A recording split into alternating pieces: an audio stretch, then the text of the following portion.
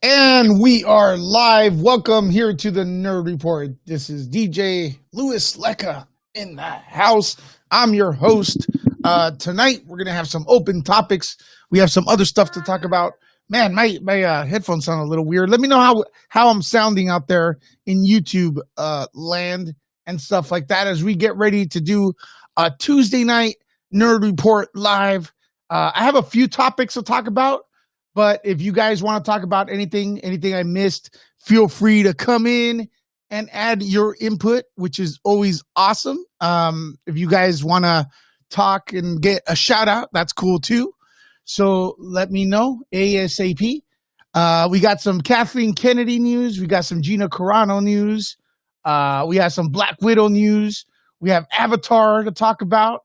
Not the last Airbender, but James Cameron's Avatar and stuff, and some Guardians of the Galaxy stuff to talk about on today, Tuesday. It's still a bit slow in the universe of movies and stuff due to the pandemic and stuff. Like, got David March in the house. David, can you hear me? I'm going to send you a link real quick so you could accompany me here. David March, always welcome. Dave, where are you, man? Where are you? Oh my God, my computer went nutball. It went crazy. It went crazy, bro. Here's the link. I dropped it in the comments, David. So if you want to check that out, I'm gonna send it right now to your Twitter account, real quick, right there. We're waiting for the Dave to come in with the SmackDown, his opinions. Wait, I think I sent you the wrong link, my man. Right here. Technical issues already, man. We're already up to a good start. There you go. Dave, Twitter. There you go. Ishi Loco in the house, man. Thanks for your support. You're always around, man. Really helping support Nerd Report, and I really appreciate you, man. You become a member, you super chat, you sub, you tell people about it. I really, really do appreciate that. Let me start off a little bit right now.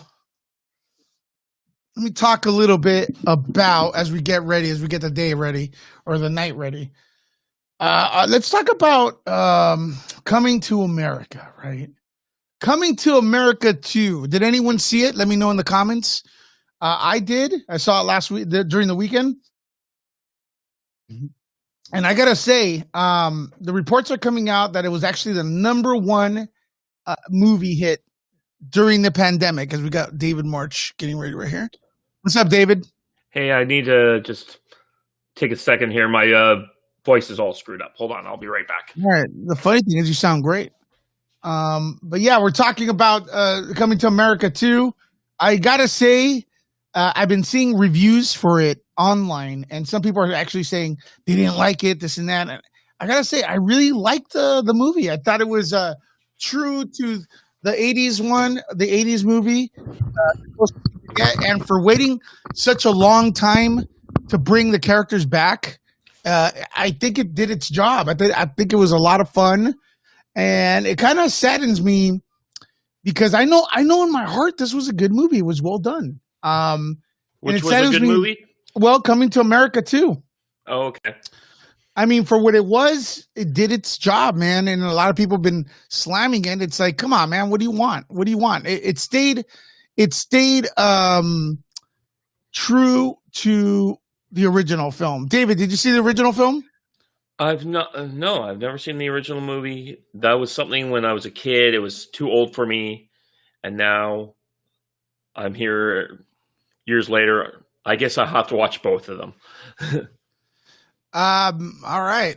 We got some people already coming in. Let me see what they got. Game World Intel is in the house. Kavari is in the house. He's talking about drama with Ray Fisher. Kind of. He tweeted out something that some of the fans disagree with, but we'll get into that in a little bit. When am I available for zombies? Oh man, I don't know. I love the zombies on let me see. I don't know. Maybe Friday night. I'm not sure. Sunday night. What's up, Tony Robinson in the house? Red Raven 96 is also in the house. Let me see who tweeted, Good. who texted me and stuff like that. But wow, I'm getting all these notifications, but I don't see nothing. Okay. Yeah, we just came over from Andy's channel, so Oh, are they coming here now? I don't know. You invited me on and was like, okay. Okay, he's still on. But yeah, as Coming to America, I like the show. I like the movie. It's the number one hit of during the pandemic. There you go. What do you think of that, David? Surprised? That sounds pretty good. I'm glad for Eddie Murphy. He needs more hits. Yeah.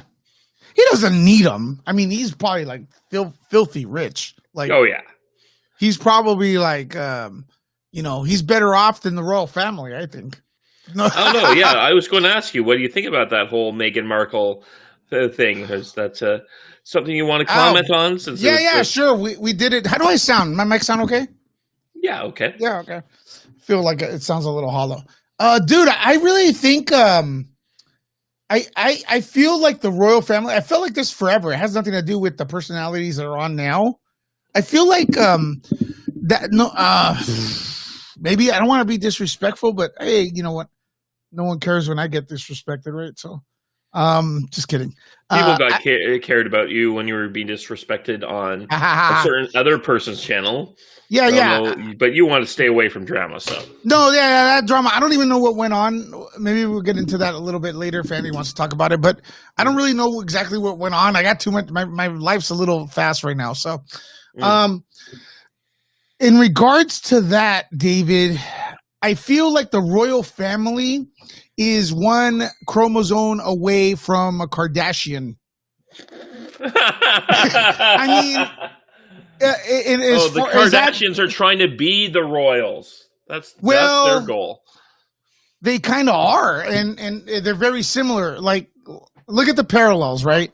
They're both famous for. Did they really earn where they're at? Like, they're famous. Oh yeah. Trust me, I've read enough British history. The royals did earn where they are. Okay, but time out. The people that are born out of royalty did not earn that. Liz and Philip both earned their position. All right. Through hard work. Both of them are from the Greatest Generation. Or even earlier. I think, Philip certainly. But both of them, like Philip's a destroyer captain in World War II. Yeah, but aren't there others that were destroyer captains? Charles and Andrew both served. No other British people as well. So like some of these people have done stuff, and I mean they've sacrificed a bit to get to in service to their country. They're born into these situations. Harry's decided for love. They're born into the situation. The Kardashians, like, what's her claim to fame? Her dad's popular. Her dad was a lawyer for OJ Simpson or something like that. They own something. Yeah, the Kardashians, to me, the Kardashians, Paris Hilton, and the royal family could all be in the same sentence. Like, that's the way I look at it from here. If you're an American and you're obsessing with it, I don't get it. I don't get it. Certainly. Look, I'm from Canada, and these people are the people that rule my country, technically. Yeah. And I don't obsess over them. Well, yeah, and it's funny because you get the people who tweet all day about privilege, and they're the first ones that are obsessed with the royal family and how awesome everything is. I don't know, just some irony there. We can all agree that the royal family is the most privileged family on the planet. And I don't like to put race into it, but they are white. And when you're on Twitter saying white privilege and you're obsessed with the ultimate white privilege, you're a hypocrite. They are the ultimate white privilege. Yeah, you're a hypocrite. But hey, look, I don't want it to end. I don't want any of that to end and stuff like that. If you like it, if that gets you through your day, that's cool. The royal family has managed to survive a lot worse than Meghan Markle, and they'll survive a lot. I don't even know what's going on. I mean, I just like, we're in the middle of this thing. People are losing their companies and stuff like that, and we're watching Oprah, and giving them billions of dollars and stuff like that. So, I mean, Coming to America, man. I mean, what are they? They're kings too there, and it's to the point where you're watching the show and the movie, and you're like, that's pretty silly, and it's silly over there too. You know what I mean? It's kind of similar. That's just my opinion. I don't know. I don't really. Coming to America reminds me of Wakanda, so there you go. Yeah. Well, actually, there's a funny line in there where they say that they copied Wakanda from Coming to America. It's pretty funny. Yeah. It's very aware of itself. Coming to America 2. It's actually Coming to America. It's very aware of itself. They brought back all the legends. It doesn't hold back any punches from African culture. It's proud. It's uplifting. It's funny as hell. It was great seeing older, like, how would I say, not only actors, but a lot of talented musicians that I grew up with that were there, that I was like, whoa, oh my God, wow. And they were like bringing in their A game. So yeah, Game World Intel, he liked it. Yeah, it's hilarious. And I think horror and comedy movies, if they do their job, make people laugh or scare them, people leave the theater giving it a negative review. And it's not, that's their job. And it's not fair because, there's a reason we don't get comedies anymore. What's up, Sean, with the super chat, brother? Do you have time to come in here? I will send you a link. I know you're a little bit busy. Hey, Sean. Sean sending some love over here, man. You don't have to, you already invest on this channel. You support the channel by coming on and stuff like that. But I appreciate that. A couple $. If you guys want to start the super chat train and stuff.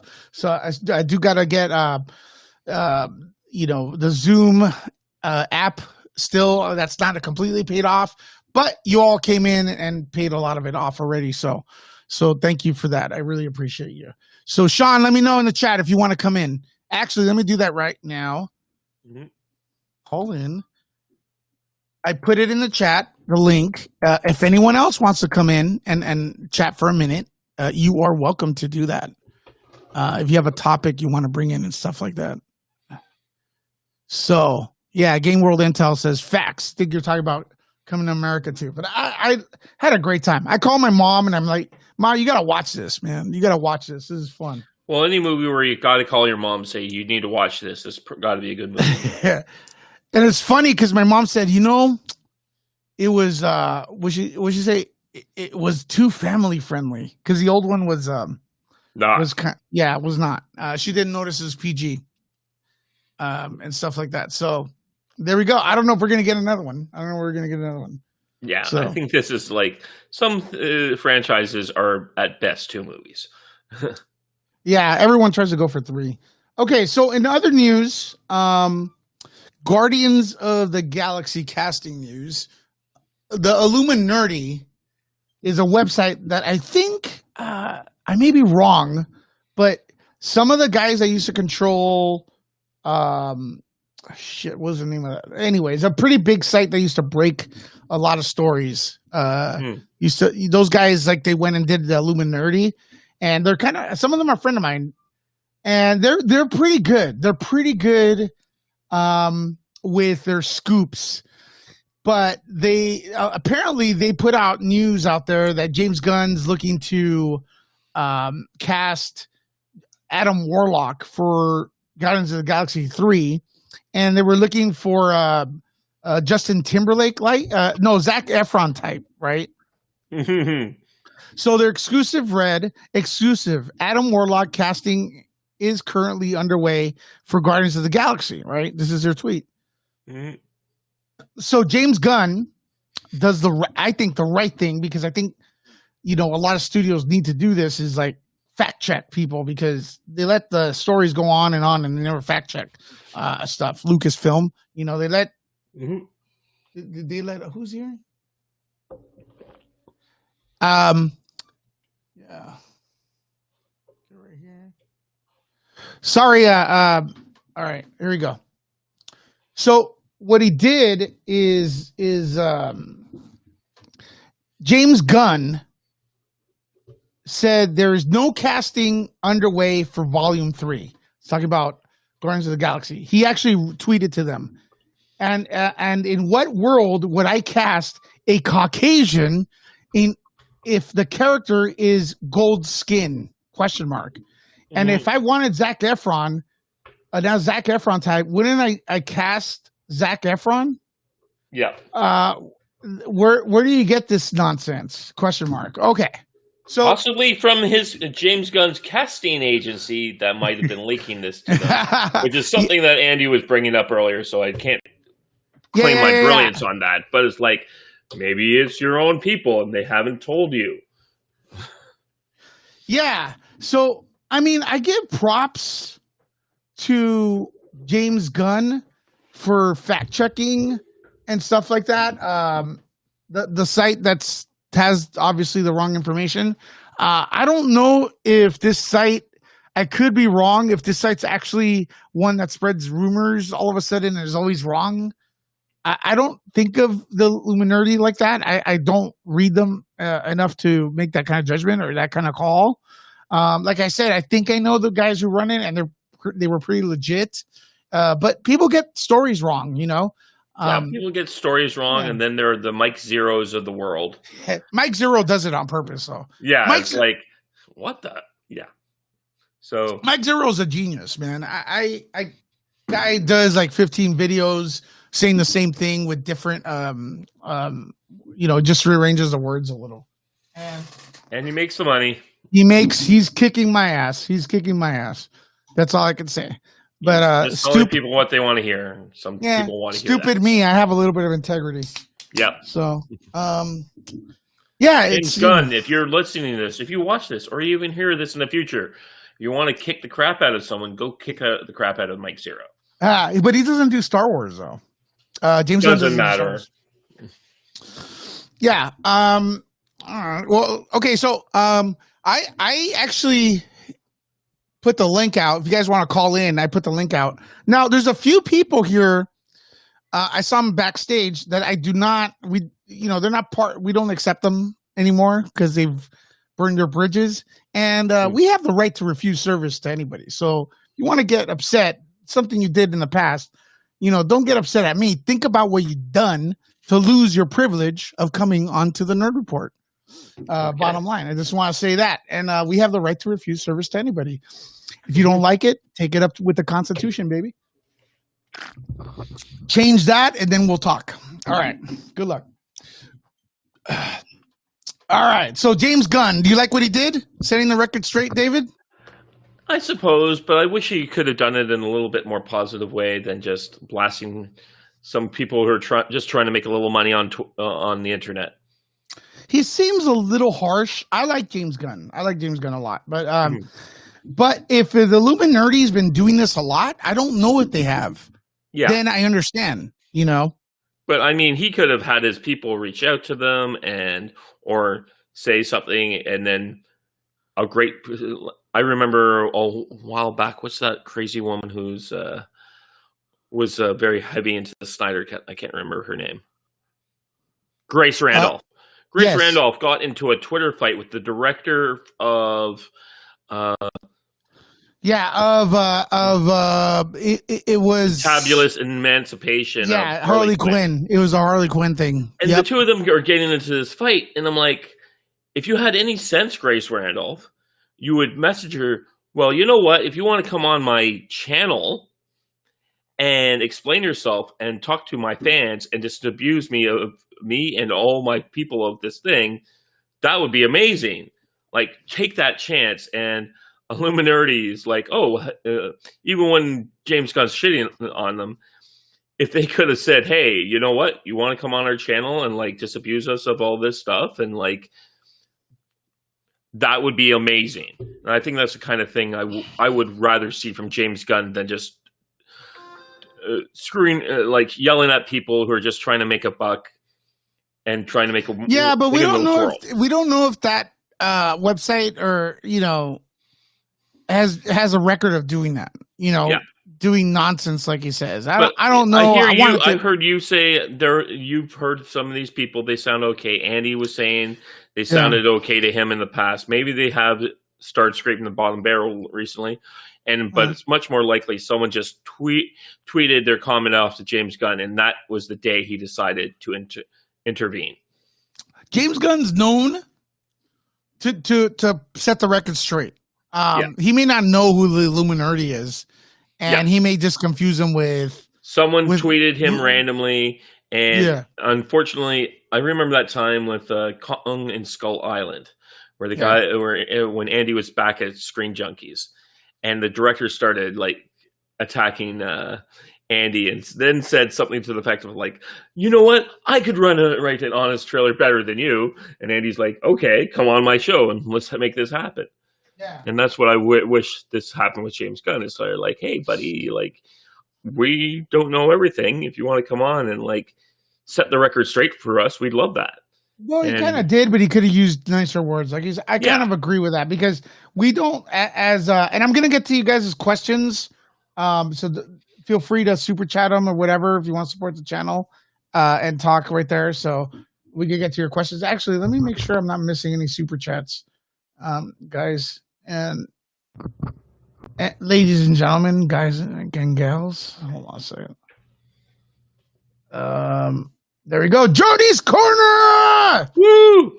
Woohoo! Jody's Corner is in the house. Sorry, this thing is really, really delayed on the comments. So sorry I didn't get your comment right away, Jody. Right here, let me get this thing. Yeah, so Illuminati, I don't know. I think I knew who they were. I think I knew who or know people who run it, and they seem to be cool if they're the people I think they are. But hey, I don't know. Again, hey, someone in the chat said, "Why are you defending these people?" I'm like, because they're just like us, honest people trying to make a living in the world. Maybe they're not honest, sorry, but they're just trying to make a little bit of money in a situation where everyone's kind of sucking right now. Who's asking that? Who's asked that? Hollywood. Oh yeah. Well, look here's Hollywood Purgatory. I'm like, hey, these guys just are trying to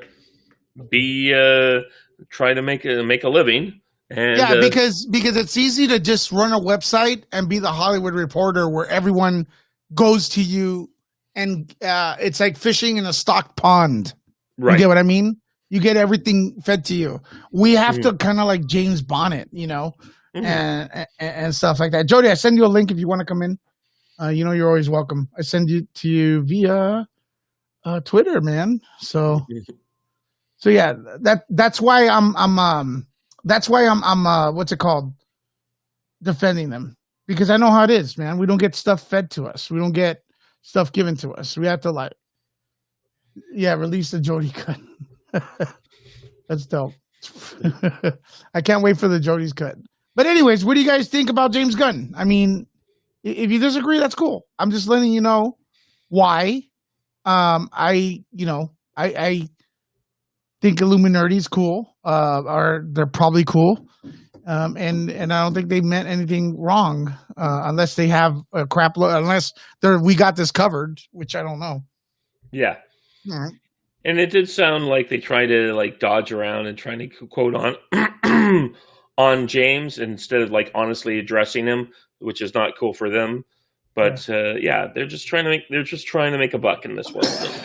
Yeah, it's hard. Again, if you're not a trade, were you backed up by a major corporation? Yeah. All right. So in other news, Hollywood Reporter is reporting. Hollywood Reporter is reporting that let me see, that the 2009 sci-fi epic, the highest grossing movie ever, that was beaten, of course, by the Avengers Endgame, and now is second place, James Cameron's Avatar, is going to be re-released in China. So this gives Avatar a chance to become the biggest film again. So there you go. Avatar. James Cameron's getting ready to release his new movie, the sequel finally. Wait, when was this released anyways? When 2009, right? It's been 11. It's been 22 years. 12 years. 12 years. Sorry, 23 years. I almost said that. So it's been 12 years. Endgame made what is it? 2.797 billion, and Avatar is at 2.79 billion. Mhm. So it's only okay. So Endgame, from what I understand, is $7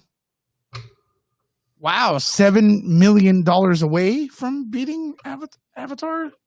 I mean, Avatar is $7 million away from beating Endgame. That sounds likely. Yeah, so Avatar is gonna take the lead again. That's what I'm getting out of the Hollywood Reporter. Okay. I may be wrong. So yeah, it needs to earn $7.4 million to reclaim the crown. So yeah, Avatar is gonna beat Avengers again, and then we'll get we'll be getting Avengers re-release, and then it'll beat Avatar. Yeah. But the Chinese love Avatar. So. Are you excited for Avatar? Nope. No. I think this is a waste of James Cameron's talents. Yeah. I thought the first movie was garbage. It was just Dances with Wolves recycled and had a lot of stupid stuff. I mean, it looks beautiful, but the movie's like garbage. It makes no sense. And there are other people out there, and I fear I'm just like, what more can we do in the world of Pandora? Yeah, that world wasn't, to me, it was not interesting. So I don't know. Maybe James Cameron has something up his sleeves. They say don't bet against James Cameron, but it's like, why not? I mean, why not? The Terminator movie. I mean, you didn't like Abyss? I thought it was interesting. Abyss is good. It's just, it was a movie that bombed in the box office. But the last Terminator movie was actually produced by him. He backed it up. Yep. And it was garbage. And a few people have seen my incredible hate stream of that movie. Yeah. Your epic stream. I put it to private because I was just like, this is just not what my channel's about. But yeah. It is available if people really want to watch it. Red Raven 96. I would love more Alita Battle Angel stuff. Well, that's Robert Rodriguez, I guess. Mm-hmm. You know, you got James Cameron. James Cameron's producing it. It's Alita suffered from Disney buying out Fox, so the promotion wasn't done right, like to its full potential. It could have been made a little bit more money, but I think the studio knows that people like the movie a lot. So I would not be surprised if we get Alita back in some form, like, you know, in some form. Yeah. Hollywood Purgatory says that Cameron wrote and produced Battle Angel. Yeah. He did. He produced it and wrote it, but I don't know. I think director is really important as well. So I think we're gonna get some more Alita. I would be surprised if they don't give us more Alita. Maybe via like some sort of streaming service, like their rated R streaming service or their more adult streaming service. So that's the thing.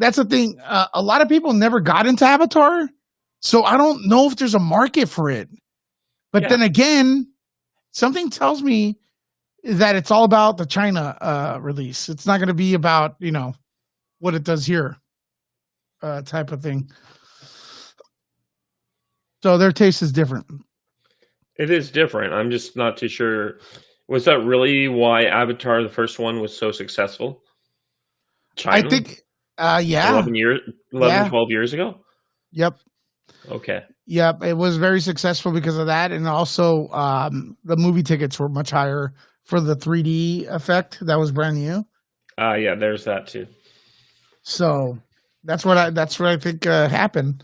And hey, Dances with Wolves is a very simple story that the masses are simple. They're not going to be wanting something very complicated. It's true. Yeah. Hey, if it looks beautiful, it's a spectacular, stunning, next generation technology like the first Avatar movie was. People will go see it just to see that, and that's what I always thought why Avatar was so successful the first time. It's just there's nothing like this, and if he spent the last 12 years improving on that tech, yes, it could be that big. But we're coming out of the pandemic, and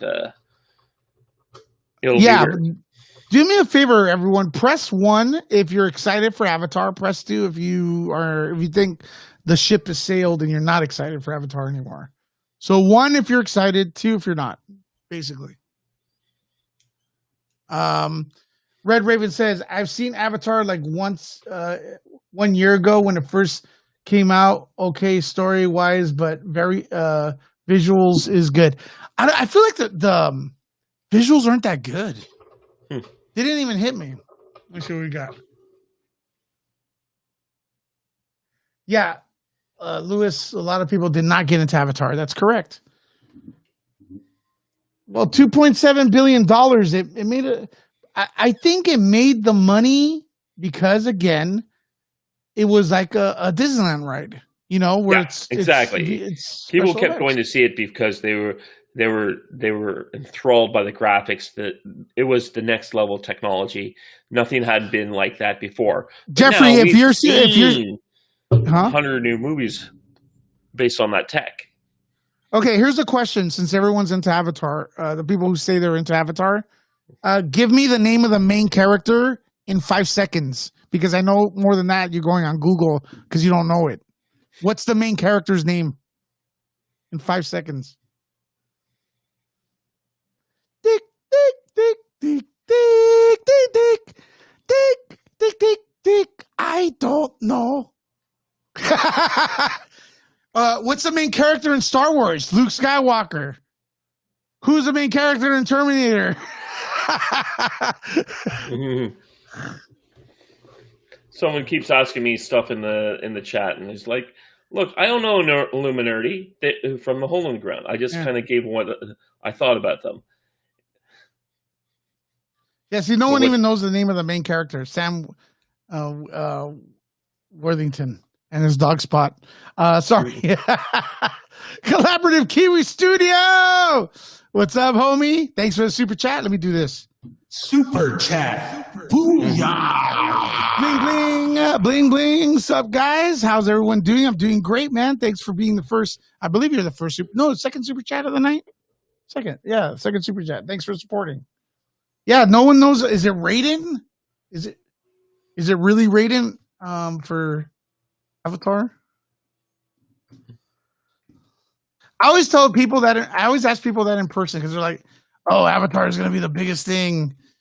James Cameron's Avatar is going to be the biggest thing." And I'm like, "Okay, what's the name of the main character?" And they're like, blah, blah, blah, blah, blah, blah. "I don't know." Yeah, you're talking about Is it Last Airbender? I don't know, man. You guys are confusing me. Live long and prosper. Yeah, everyone knows the main character in Star Wars is Spock.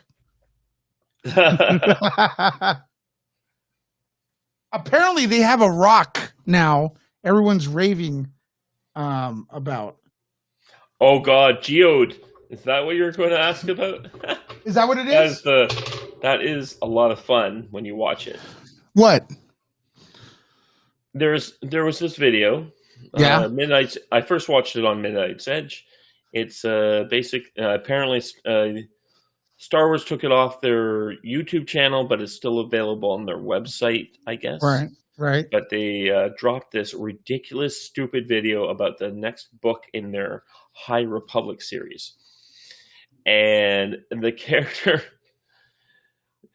characters own a ship. It's a vessel. Guess what the name of the ship is? Ship. Vessel. Oh. And the vessel is navigated by their ship's or one of the members of the crew called Geode, who's a rock. And not like a rock man like freaking in Fantastic Four. It's a rock. You can put the rock beside them on the screen. I'm like, oh my God, they're literally Star Wars is literally trying to sell us a pet rock. Well, is a rock supposed to be alive? It's apparently some sort of alien creature, but it's like dressed up as a rock, like almost like a cement block. He doesn't. It's not, like I said, it's not like he's like from the Fantastic rocks that Four, where he's like a rock person. No, it's a solid slab of stone. If it's alive, then what do people feel now when Luke was using the Force to move those rocks on Dagobah? I mean, they didn't have consent. They didn't give him consent. Well, maybe they did. Maybe that was Geode or his cousins. There's been a lot of Yeah. jokes like that out there. So I'm not being original. No. All right, yeah, they're confirming the new character in the High Republic is an alien that is pretty much a rock. All right, I don't know. I Not don't just really. he's a rock. He's not a rock lobster. He's a rock.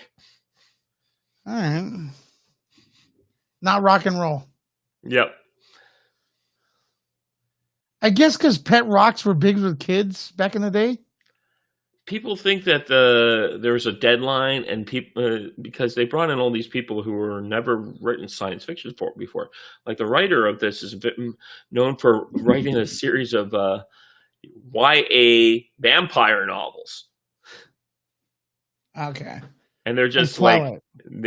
like Twilight ripoffs, and so they're writing these science fiction novels, and they don't know anything about sci-fi. They have no real interest in that. They just kind of throw stuff at the board, hoping something will hit, and they're just throwing right. They've never read any of the expanded universe novels. They really don't have any idea what they're doing, and they're just throwing stuff at the wall, hoping that it'll stick.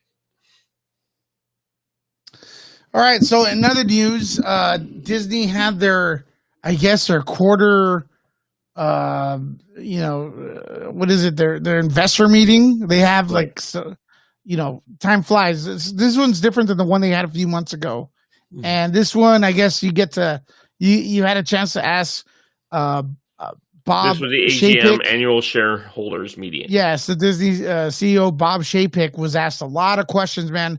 And I gotta say, I heard some of those recordings of people asking, and it was very unprofessional. People, the way they asked the questions, he was professional, but the way people asked was just almost felt like anyone could ask a question. It was so weird. It was anyone who could ask a question. I could buy a share of Disney tomorrow and be at their AGM next year and ask a question. Oh, really? So it's just shareholders, and you're in the queue and you ask the question. Interesting. And how does it have to be a certain amount of shares or no? Apparently not. That's so weird. You just have to, hopefully, I think it's more of a lottery. You have to be the one of the people who gets through it. So there's a person from a Christian conservative organization who almost invariably gets one of the slots and asks questions about family values every year. So he was asked about the next Marvel movie, which is they're confirming it's going to be Black Widow no matter what, May 7th, and he's reassuring that it's absolutely fantastic. I'm excited for this movie. I think it actually looks good, but of course he works for the company. He's not going to say don't watch it. Yeah, don't watch my movie, people.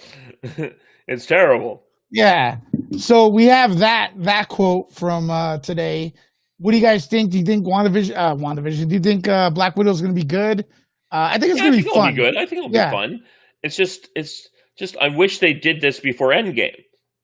That's my problem. We don't know. I think the storyline maybe. Well, yeah, but I mean, I would have rather they released this before instead of Captain Marvel. I had more interest in Black Widow than Captain Marvel, who was a brand new character. Well, we'll see, because maybe they have something up their sleeves.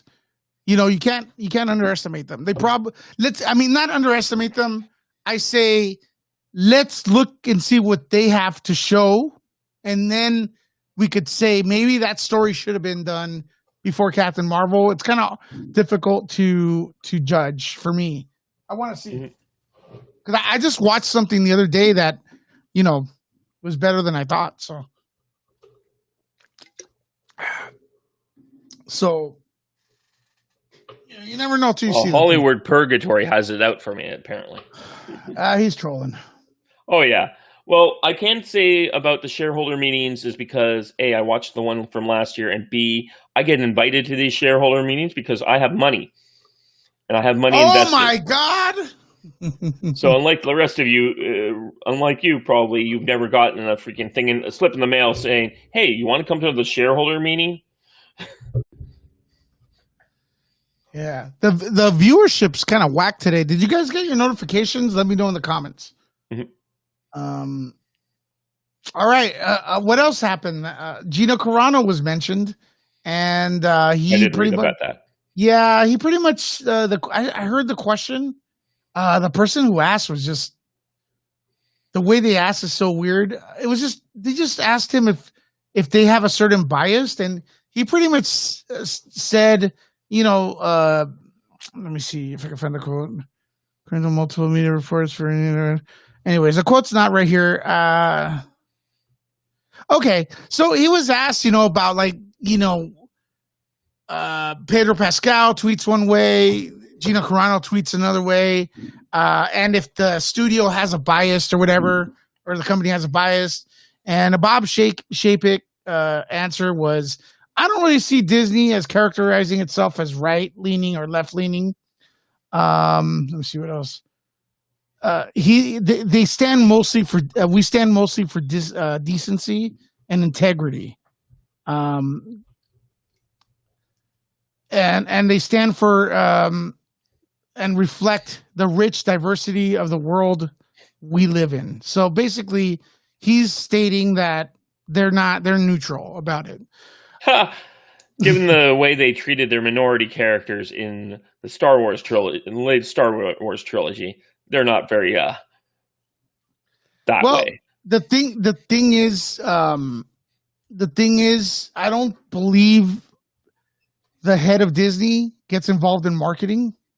I'm not marketing. It's just the movies themselves were that way. But he gave a very politically astute answer to a question like that, and I thought he did okay. But the fact is that we've seen Disney not practice what he's trying to preach at the shareholder meeting. Yeah, it is what it is. You guys judge it for what you want.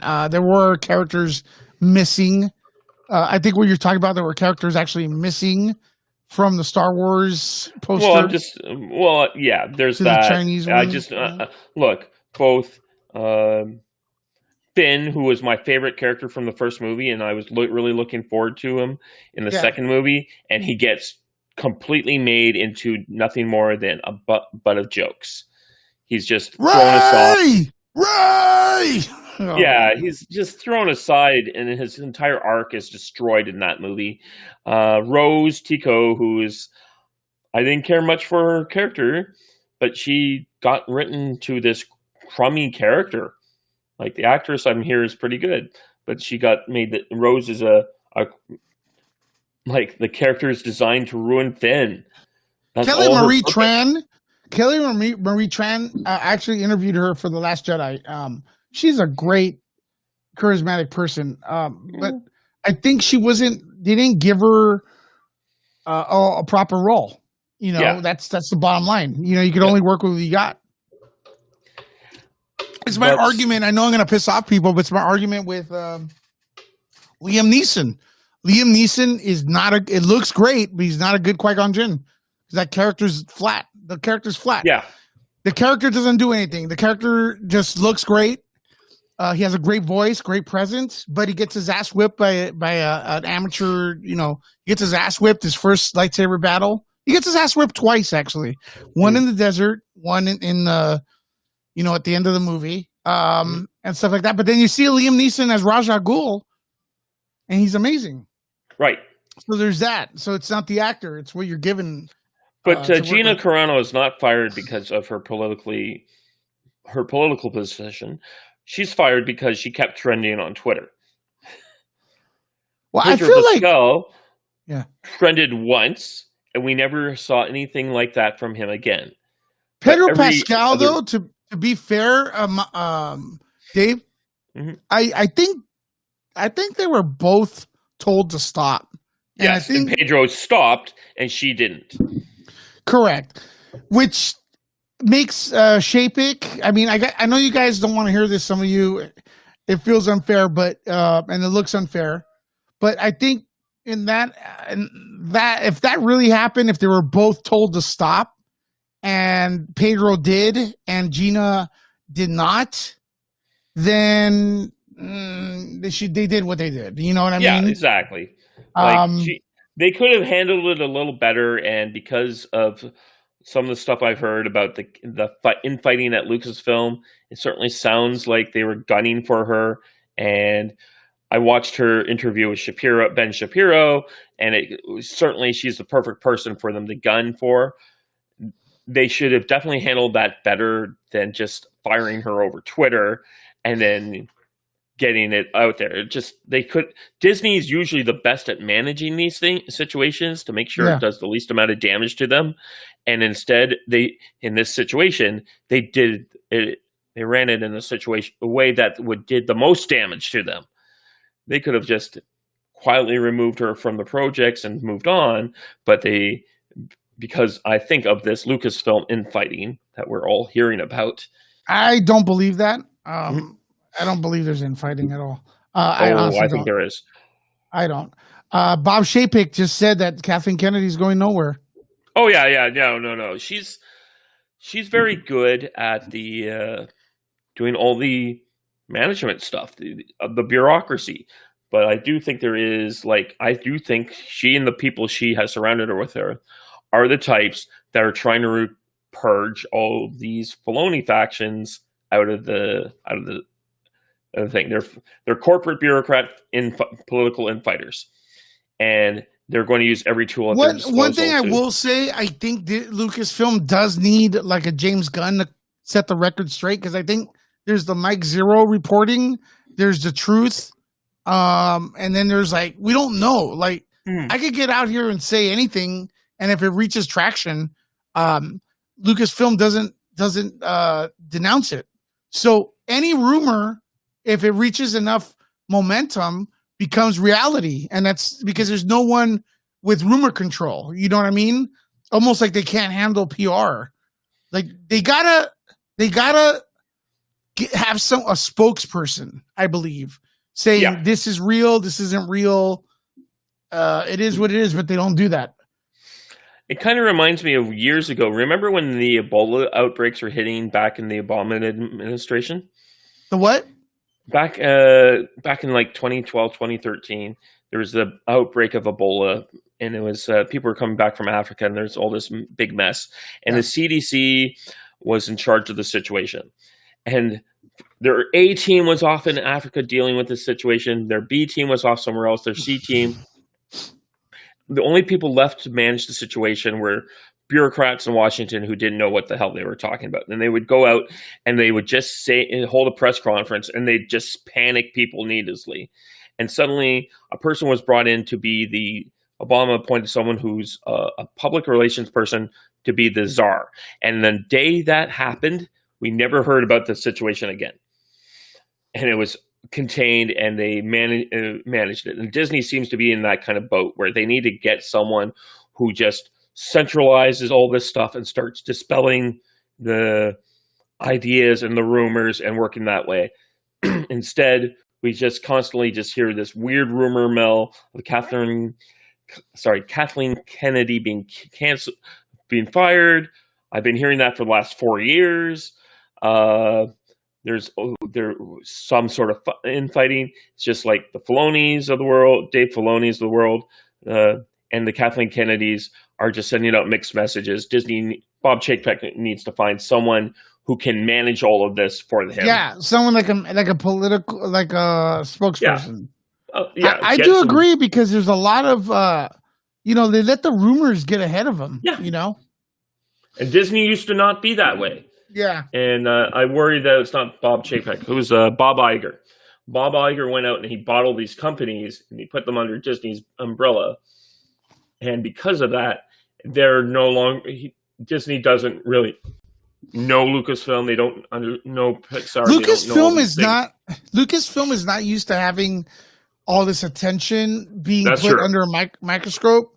It was always a very secretive company that Lucas had in San Francisco. Is not the mecca of movies and Right. stuff. So he was away from Hollywood. He purposely did that, and they never released like fucking a movie a year and had all these projects going. They would wait 10 years before projects, man. Yep. So and even that, what they would work on is technical stuff like ILM, Industrial Light and Magic. right? So many movies exist because of them, but because they were the tech wizards, no one cared about them. But now they've been thrown into this limelight, and they just don't know how to handle it. And Disney doesn't know how to manage them as well, because they've bought up too many properties, like Fox.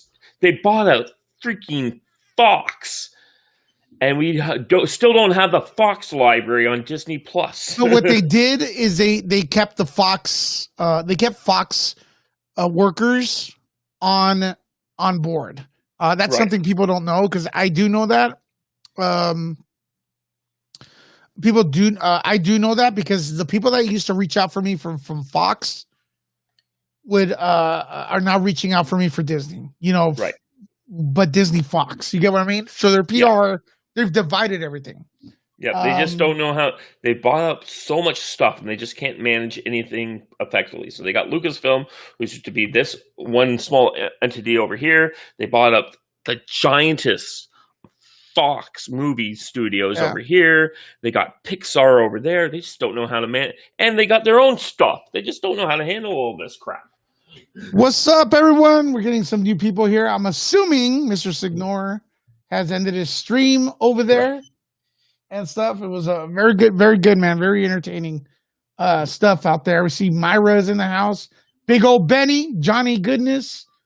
Raven was been here for a while. Sony Dominguez, ¿cómo estás? Come in here, subscribe, do your thing.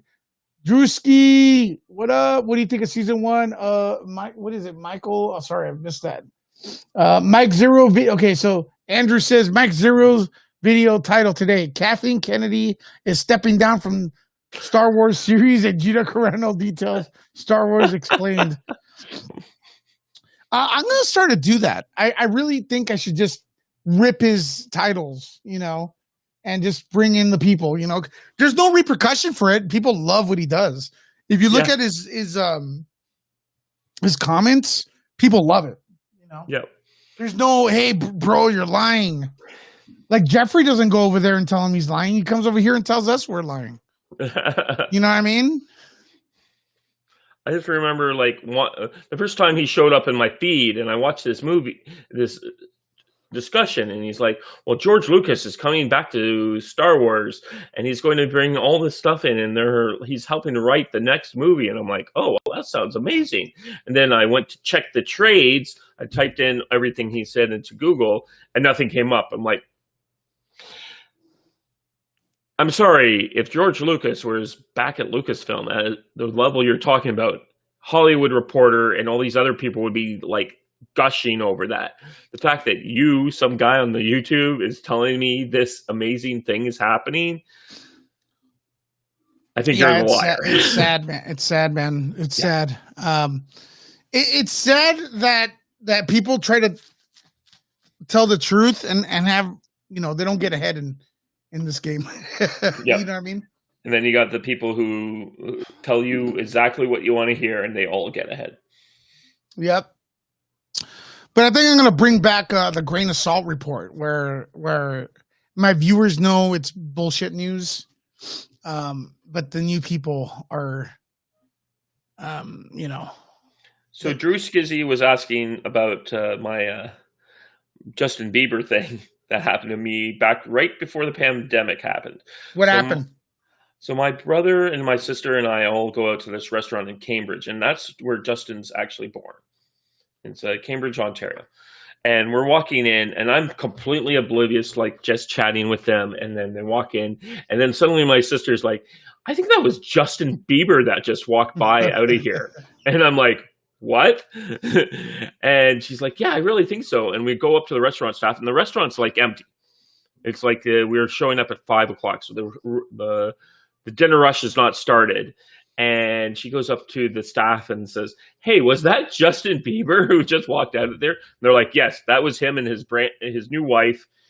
Apparently, they've only been married like a month, and they're kind of cool people, but they just wanted to keep it on the down low that they're like patroning our restaurant." And they're like, my sister's like, "Oh my God." And she has that whole moment there where she's like, "Justin Bieber was just here." And we just talked about that for hours. And it's like, maybe we should have chased after them. Like, I don't think that would have been a good idea.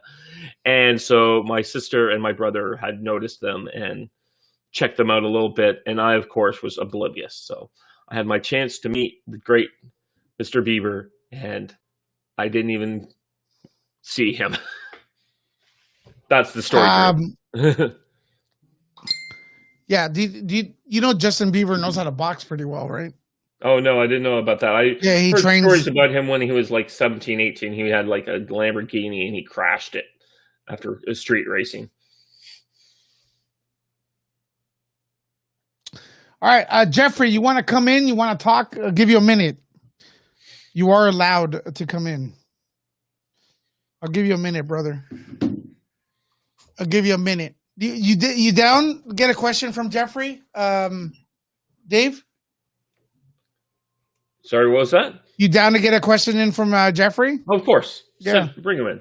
Yeah, Actually, let's take calls. All right, real quick, let's get some call in. Here is the link. I'll give you guys a minute because I gotta watch Lois and Clark, and then I gotta torture myself with The Flash. So, and that's tonight. Oh, really? And I gotta put in the review. And so I said call in right there. I left the link in the comments. We'll do 1 minute, everyone, and stuff like that. It's we're still kind of getting. I still feel kind of like I'm getting WandaVision withdrawals because we had such a great past month. You know what I mean?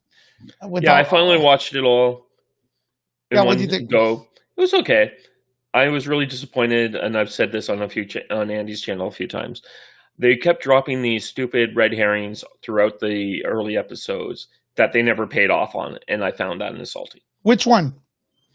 Well, you kept doing these the commercials in the early shows, and they would just keep mentioning like there would be like Hydra soap, or they had the red eye dot coming out of the thing. So there's the one bit of color in a black and white TV show, and they just kept dropping these Hydra references. Yeah, I get what you're saying. And they never paid off on.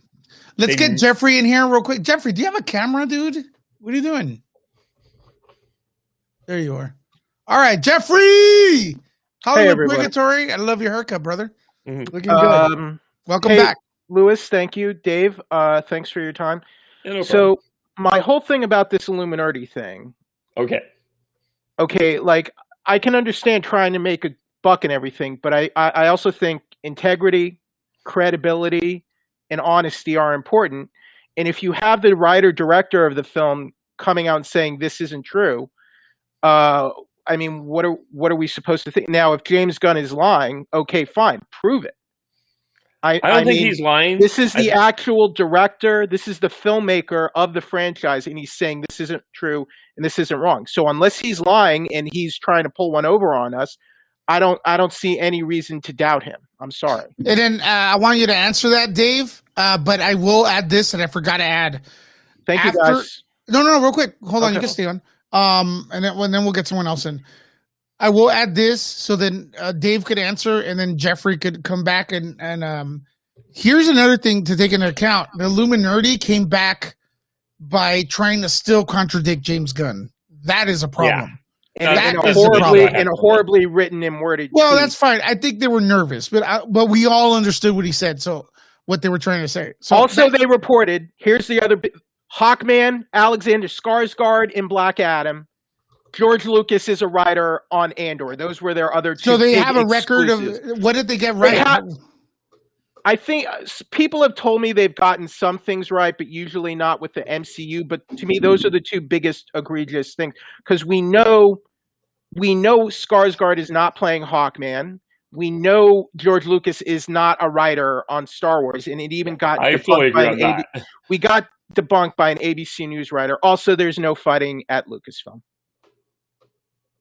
All right, I don't believe that, but I'm sure there are creative disagreements, but that's the norm on any Hollywood production. Yeah, That's I don't a big think difference from infighting I don't think or a there's civil war. Okay, so you That's want all I have. That's all I have. Okay, Thank brother. you, Lewis. Thanks for letting me on. Hey, excellent, man. Have you back soon. Okay. Okay, what do you have to answer for that? Well, before tonight, I never heard of Illuminati. Yeah. I just going off of what you've said and what I saw Andy talking about. Yeah. And they just seem to like hungry people who are trying to make a living in this weird world that I'm just on the periphery. On the other hand, like I do agree, like anyone who's stupid enough to put out there that George Lucas, the multi-billionaire, is deciding to just dust off of his hat to go into writing for Andor's, like that's just crazy talk. So, but yeah, their problem is looking at their thing. They published something, they got it wrong, or maybe they were fed bad information from a source, or even they might have it like James Gunn's like angry and comes in and doesn't know that maybe his casting agency has started spreading these. This is what he's very controlling. Yeah, he controls this stuff. This is the way I look at it. If I get a scoop and the director says you're wrong, I'm gonna back down. Right? Yeah. That's exactly that's what I looked at that situation where they tried to like, but did you say this? I'm like, what are you doing? Like I said, they should have come out and said, okay, hey man, you're great. Would you like to come on our show and talk about this? Would you like to sit down and interview and set us all straight? And just seize that opportunity when one of the biggest directors in this little situation is coming and yelling at you, you give them a chance to come and correct you, and you just kiss their ass and just be glad because suddenly every single one of his followers is staring at you. You have this opportunity, and they totally blew it.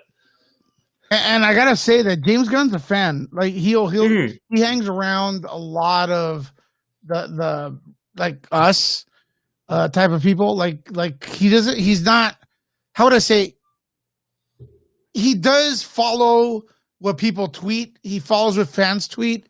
He's constantly liking tweets. He's constantly answering tweets and stuff like that. So he knows what's up. And I think Lucasfilm needs to add something like that so the rumors don't get ahead of them. Guys, I dropped a few in the comments area. I dropped a few places you could support our stream tonight right there. Please support.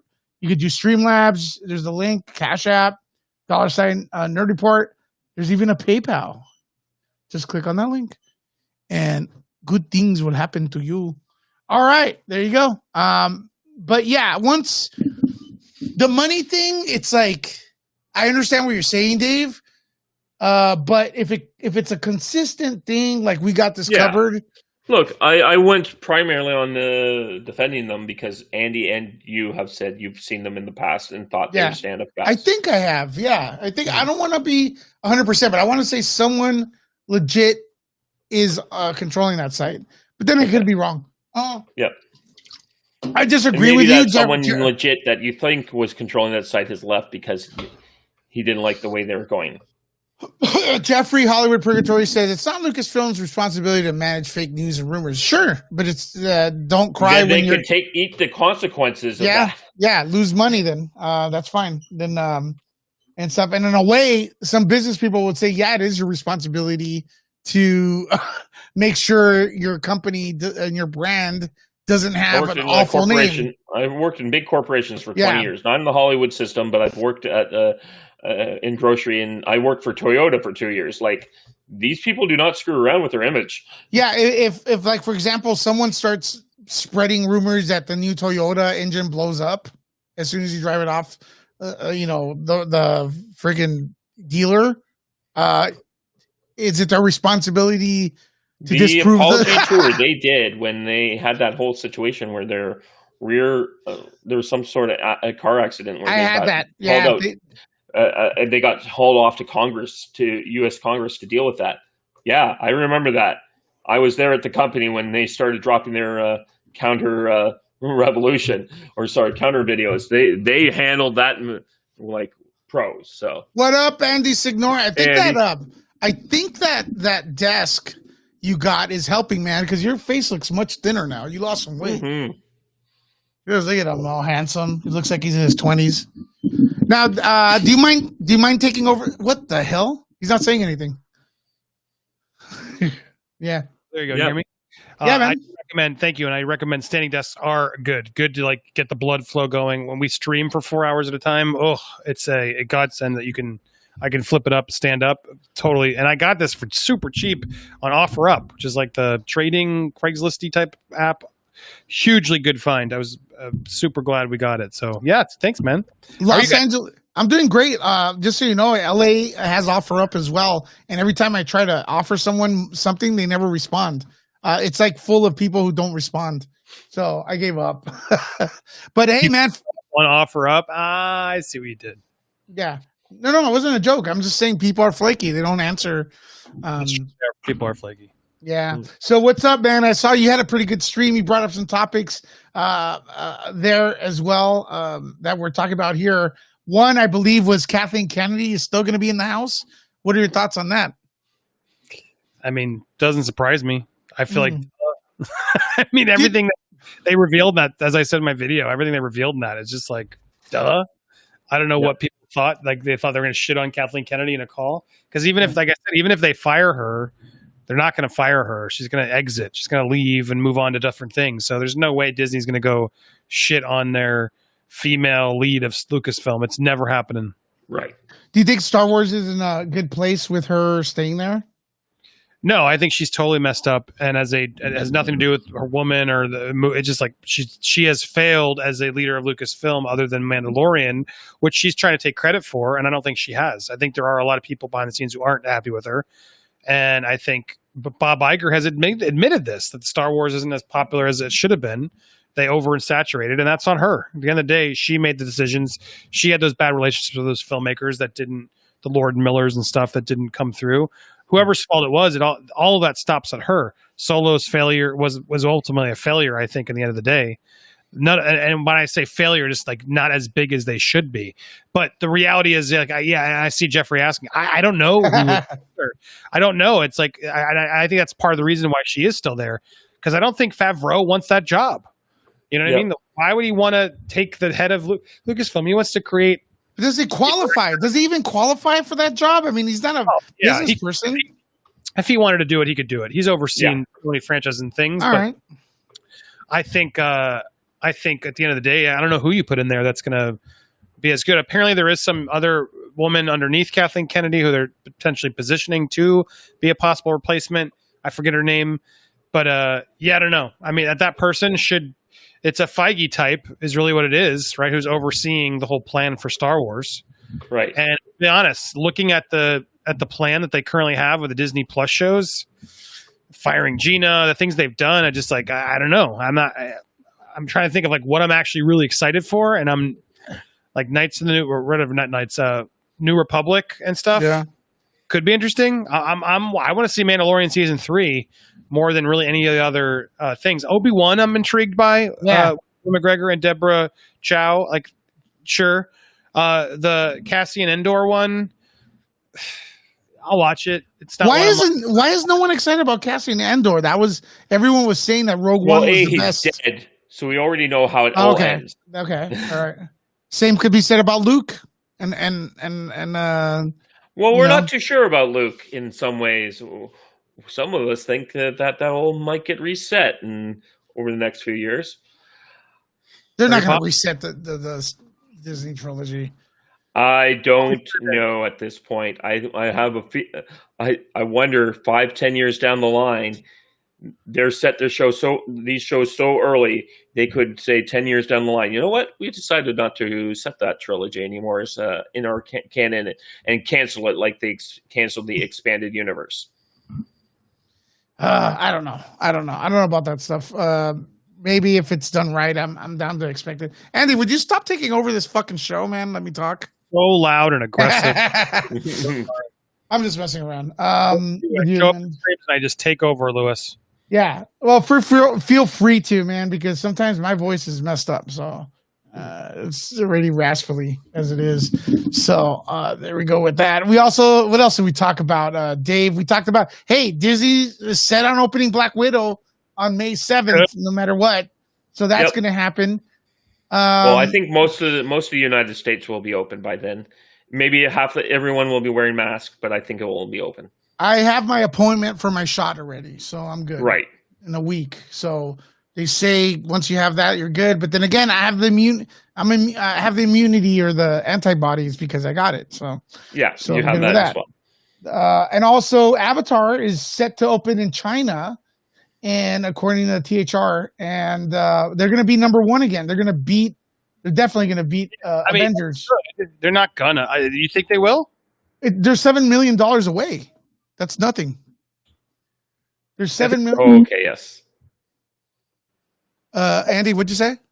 You're right. It is possible, I suppose. Yeah, it's $7 million away.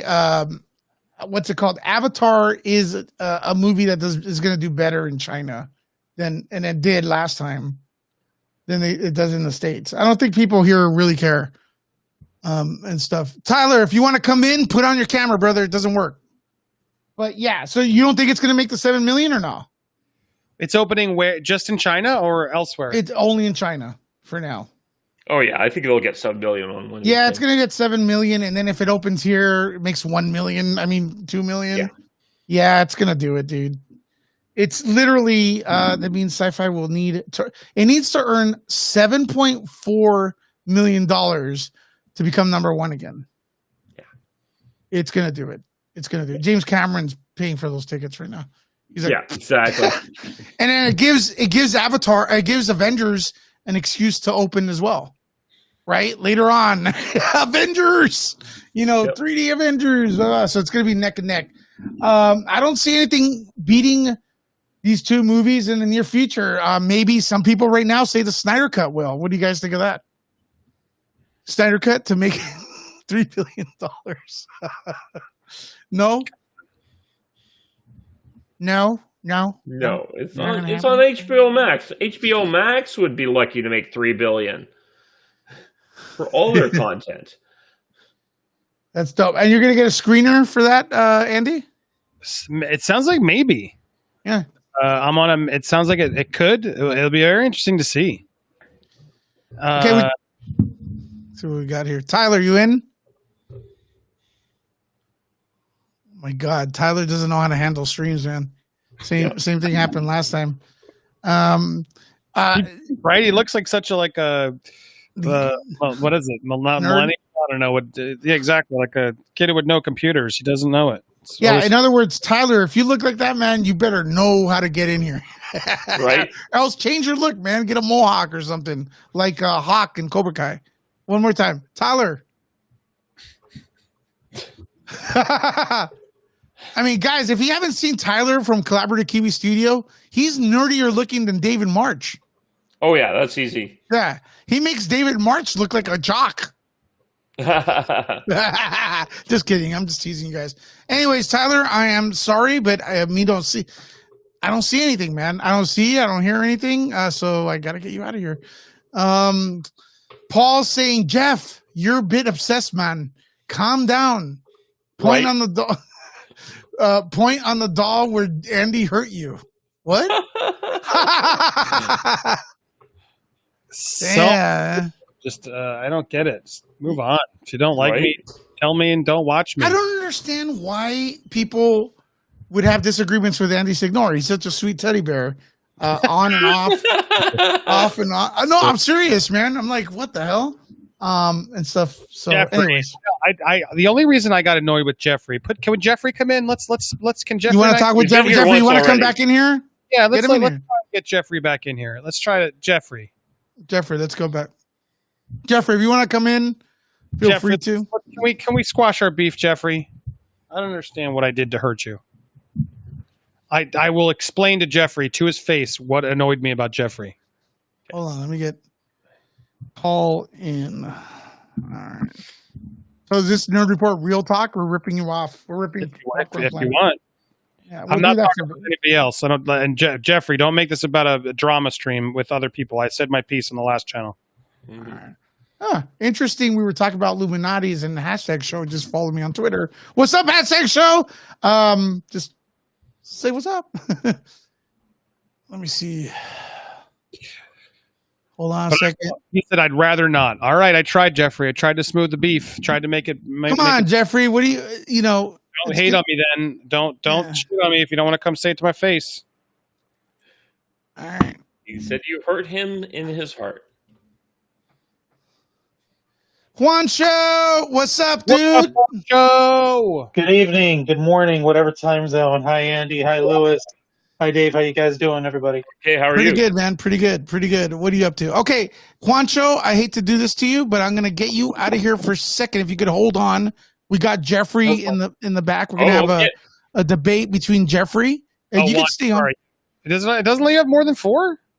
You want everyone in? Okay, sure. Well, I mean, they don't have to take Juancho out, but just Jeffrey and I can have our conversation. If Jeffrey, I don't mean to steamroll your stream, Lewis. I don't look at it that way. I don't look at it this way. Look, I don't know what happened that other night. I'll be right back. Yeah. I'm scrolling. It's what I do, Lewis. It's just more aesthetically appealing having 4 squares rather than 5. You have an odd number. Okay, Juancho, we're gonna have a discussion between Signora and Hollywood Purgatory. So let's see Jeffrey. When I was on that stream, it was the first time I really got to see Jeffrey, which was not. It's nice to see the face to the voice. He's a good-looking dude. He's a fucking good-looking dude, man. I swear to God. So we're having a debate not a debate, but discussion between. I didn't come in to have a debate. I'm not here for a debate. Okay, we're having a discussion. But can I say my piece?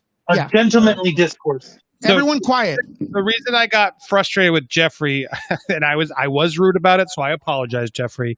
I got really annoyed when he kept talking during the WandaVision screening. That's really where it started for me. Okay, I didn't know we were not supposed to talk at all. And I apologize for getting grumpy. It was 3 a.m. I got grumpy. I held that grudge. Jeffrey, that's where it was coming from. My frustrations with you. And then I just got annoyed, and I just leaned into being a grump. So, Jeffrey, I apologize, but that's where it was coming from for me. Good. I get it. We're like oil and water. Yeah. I don't even think that. I've got no problem with you, but that was where that's really where the issue came from. But I want to squash these beefs. I don't want more beefs. Okay. I don't want to take over everyone's stream. I'm happy showing up to none of your streams. How about that? I mean, you don't. Well, I'm just talking to Lewis and people who I do have me on. But all right. Well, I do appreciate that. Yeah. But I still think you're wrong about WandaVision and Kathleen Kennedy. That's you're right. What am I wrong? Well, WandaVision we clearly won't agree on. We won't go there. But why am I wrong about Kathleen Kennedy? I mean, look at the results. I mean, all the Star Wars sequels made over $1 billion, and second of all, you're not always going to hit a home run every time you're at bat. You can't always. You're gonna strike out sometimes, and you have. To me, the key is learning from those mistakes, and I feel like Lucasfilm under her regime has done that. Second of all, Bob Iger has also publicly admitted he was part of those decision-making issues as well, specifically with trying to get a movie a year and forcing out a movie in 2015 when they wanted more time. That was his decision.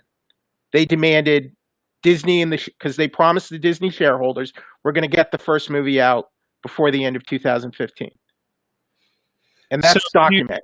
Do you feel sure? Okay, fair. I think he's being nice and taking the blame, even though it was her tenure that sort of made it all happen. But do you feel like the sequel trilogy and Star Wars merchandising are as much of hits as they should be? I mean, yes. If you look at what happened with Grogu, even though they didn't have that product out by the first season, you can't put Grogu on like he's being put on everything now. Second of all, almost every day I'm getting an email about new Star Wars products that are getting made. So they're raking in tons of merchandise money and making tons of new product. So how do you prove just because they're making the product they're making the money? I'd like to see that data. I mean, product doesn't mean they're making money. They had 50 Jar Jar Binks figures for some reason. Okay. My toy store that aren't selling at all. Okay, but clearly people like The Mandalorian. All the sequel toys for sale at $5 Below. I don't know if you guys have that by you, but it's like $1 store, but it's a couple bucks more. And all of the toys that were expensive, Ray, all of them, they're all there for dirt cheap. Okay. Sell. I mean, that movie, that's an old movie. The movie's over a year old now. Luke Skywalker is still selling.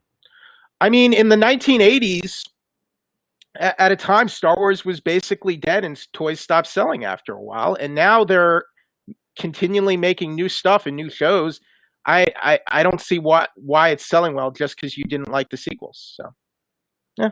No, you're not. Well, anyway, I'm trying to answer you, but I'm not to fight about it. But that the reality is, my reason why I don't think Kathleen Kennedy has done well is because she did not do well with the sequels. There's a lot of division, not just from the stupid race stuff, but I'm talking about from a creative standpoint. The fans are more divided than they've ever been. The thing that brought it together was Mandalorian, which wasn't really her doing, let's be honest, nor was Grogu.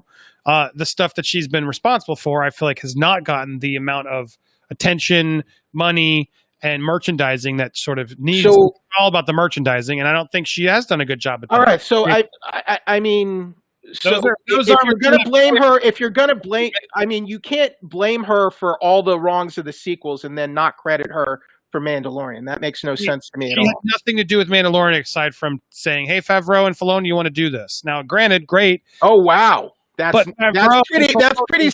To call that insignificant is ridiculous. Let's not forget Favreau is a voice in the Clone Wars, which Filoni worked on. So this idea that she was the pioneer who put these two people together is absurd to me. She clearly knew they were fans, and she said, what do you guys want to do? And I believe then they took that and made what they did, and they, I think, pivoted Star Wars in a direction without her guidance that has saved Star Wars, not Kathleen Kennedy. It's CEOs do this all the time where they latch onto something. Jeff Johns is currently doing it with Wonder Woman and Superman and Lois. Like a producer who isn't as involved as you think latches onto the success and then takes What evidence do you have she wasn't? Voices are users. Here's my one question. What evidence do you have that she was not involved at any level?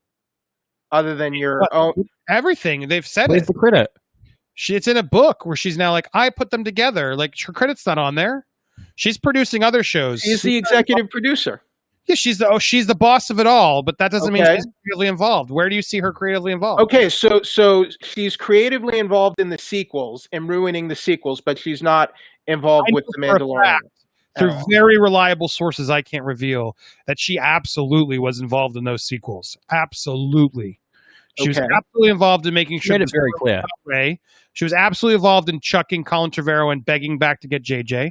She was absolutely involved in what Rian Johnson did. She was heavily involved in those sequels. She put it on the line and said, this is what we're doing. Now, I'm with you. Sometimes people fail, and I'm not as anti-Kathleen Kennedy as a lot of people are out there. I've given her a lot of credit for a lot of stuff she has done. But from a company standpoint, at a certain point, Star Wars is just not at the place it should be as a brand that's as identifiable as Star Wars. Now, I mean, you say that, but they just announced a bunch of new shows that, all right, you don't care about them, but I'm very excited about them, and I think this is a more positive direction. You're excited for Lando. You're excited for. Come on, there's some shows that who cares? Well, then I think you're just a Star Wars fan. The book of Boba Fett. Yes, you're going to eat up whatever they sort of offer you at a certain degree. If you're already excited, not really. I mean, some of these shows might be good, some of these might be bad. The marketplace will decide. But you're excited, right? I'm indifferent. I mean, they have enough shows where, like, okay, maybe this one I won't be enamored with, but maybe some of the others I will, and there's nothing wrong with that. I don't have to like everything, and I don't have to love everything either. I like, Jeffrey. It's about just the merchandising. It's about the totals. It's about sort of the general's consensus. It doesn't matter what matters more, the merchandise or the story or the storytelling. I care more about getting good stories that I can enjoy. And all about the merchandise. Right. All right, I'm sorry, Andy. I fundamentally disagree. The best of luck to everyone, and enjoy the rest of your show. Wait. Jeffrey, I wasn't trying to fight you, and we're all good. But I'm not. I agree with you from a personal standpoint. I'm all about story. But you're telling me Disney cares more about story than money? Is that what you're trying to tell me? I'm not trying to tell you that at all, but I feel like if the stories are good, the money will come. I feel if the stories are good and there's a connection with the characters, like if people didn't like or connect with Grogu in that story, like people wouldn't want to buy toys or collectibles either. So I mean, I feel like they didn't buy sequel toys as much as they bought Grogu toys. Okay, and Grogu wasn't about story. Grogu was because my kids thought he was cute. That was Exactly. a story. That was a cute character. Oh, it's Baby Yoda. Just like the Porg. Just Baby like the Porg. The Porgs sold like crazy too because they were okay. cute. Ewoks are cute. Ewoks are cute too. What's better? What's I better? loved Ewoks. There was What's Baby better, Yoda. Ewoks or There was the Grogu? Porg. I don't I know. think we're all on the same and now look, I'm with you, Jeffrey. We're on the same I'm page. sorry, I don't. Story is important. It should be. That's why I had a problem with WandaVision. I didn't love its story. All right. Look, let's do All this. new- I'm ready to. Moving on. I want you guys to have the rest of your show. Have a good night. Jeffrey, I want to leave it at that. Are we good? I'm good with you, man. I hope there's no beef. Not in the slightest. All right, Jeffrey. I think at the end of the day, Jeffrey is exactly what Nerd Wars is about. I consider him with. I don't think this is a bad word, but calling someone a nerd is like. Totally, yeah. I love nerds. I personally do. I mean, I know there's the word geek and whatever he calls himself, but I think Jeffrey, like ever since I met him, I'm like, dude, someone's got to do a podcast with him because even if you agree with him, he'll argue with you, and I think it's fun, and he's a good guy, and yeah, no, even the stream that shall not be named, he was very nice about just talk about the topic and not the personal shot. So we clearly we did entertainment. That's fine at times. Fun as long as there's a respect. I didn't mean to I wanted to make it clear I didn't mean to disrespect Jeffrey that stream, and I realized I might have. So apologies. Maybe like there are people who get hurt if the thing they grew up with and love is not as good as it's supposed to be. Maybe maybe people are attached to Marvel and WandaVision in a way, and when they hear people saying, "Oh, it wasn't good," they feel it's personal. I used to be like that about Star Wars because I have fond memories. The first place I went with my mom as a kid that she took me to watch. So when people say Star Wars sucks, it used to hurt me like a personal attack, right? And even same thing with Superman. So like when people say Superman is boring and sucks, I used to take that as a personal attack. But you just got to learn that people have different opinions. But I think Jeffrey's a really good guy, and he's a very good person to have on here because no matter what, he's going to argue his case, and he's not going to move anywhere. He's going to keep going with it no matter what. And that's what nerds do. We obsess with stuff. So we do. Yeah. So I'm thinking Jeffrey had something to do tonight that he had to leave, but I don't think he's upset at you, Andy, or me or anything like that. I hope not. And stuff like that. I just don't like Jeffrey. I just don't like when you talk over people when you're in here because it confuses the hell out of me. But I don't like it, but I love it too because it's you. So there it is. It's part of Kathleen Kennedy was. People forget about Disney. One thing is that they're also about the parks, and I think it's undeniable that she's the one reason why Galaxy's Edge failed. All evidence shows that she's the one that led to that disaster, and that's all on her. I'll totally agree, man. I don't think that can be argued. That can't be argued at all. Like it sounded like a good idea in theory, but there wasn't any sort of like it's too expensive. There wasn't any it's too expensive, no, man. the pricey was dude. If you go to Disney and you pay the freaking $150 and you just happen to not feel good that day because you're standing and walking a lot, it ruins your entire day, and you paid $150 just to get in. It's like, dude. It's ridiculous. It's like they just pick a number out of their butt and charge it. And wasn't Kathleen Kennedy responsible for Howard the Duck? Or was that George? That was George. George Lucas has a lot of bad stuff, guys. Yeah. No, I'm sorry. I remember that explicitly. That was George. Yeah. He was also responsible for Han shooting first. Greedo shooting first. Then Han, and then Greedo, and then the both of them, and then McClunky. No, McClunky was distant by that. Yeah, he mispronounces every planet. When watch specials, when he's getting interviewed, he calls everything the wrong word. He calls it Hoth. He calls the ice planet Hoth instead of Hoth. Everyone Yeah. else calls it Hoth. So What about that was McConkie? like They call it Hoth in the movie, don't they? He calls it that's the Hoth. whole thing. Whenever He he's calls it talking Hoth. about it, very explicitly, I've seen way too many of the behind-the-scenes documentaries when he's talking about it, like, well, we're in the Hoth ice planet, and I could hear it through his beautiful white beard, but still, it irks me. Man, I heard if you say Jodie Damas 3 times, he shows up. So Jodie Damas, Jodie Damas, Jodie Damas. What is up, everybody? Oh, What's wow. happening? What kind of voodoo is this? What's up, It's motherfuckers? What's up, homie? How are you? Man, I'm in the building. Hey, I just thought I would come through, see what's up. Look at the homies. Look at Andy, Lewis. I see Dave right here. CK Studios. Shout out to you, man. You've been watching. You showed some love and stuff. Wancho. Come on, man. You already know what's up. Hey, take that shirt off. How's it Let going? me see that chest here. Damn, man. You came just in time because I wanted to ask the panel a question, if you don't mind. And I think Jody knows DC more than I do, actually. There's a certain person out there that says that Cyborg is stronger than only second to Dr. Manhattan. These are lies. Where said that? was that excavated from? There's Holy a crap. there's a kind of person that plays a certain character that looks like the Terminator that says that Cyborg is better. Yay, Fisher did not say it. You got to screen and prove this if that happened. Okay, hold on a second. I'm sorry, Jody, I brought that name up, but Jesus, come on. Is that what he said? He said that? Well, let me read it to you. Maybe, my reading comprehension's bad. I'll give him the benefit of the doubt. To take a lesser known black character and evolve them into the most powerful being in the DC universe, rivaling only Dr. Manhattan, is no small feature. We're lucky Zack Snyder doesn't do small feats. Sorry. So yeah, that implies that's about right. This is a lying motherfucker, and he's lying some more. For show. Wait, Jody, isn't Martian Manhunter? Oh my God. Manhunter is more powerful than Manhunter, Superman, Wonder Woman, Superman, The Flash, Green Lantern. What is he? He's calling himself better than the whole league and Manhattan. I'm not talking about him no more, man. No, he did not say he was better than Manhattan. I made a vow I wouldn't do no more videos, but we could talk about him here. He's a freaking idiot.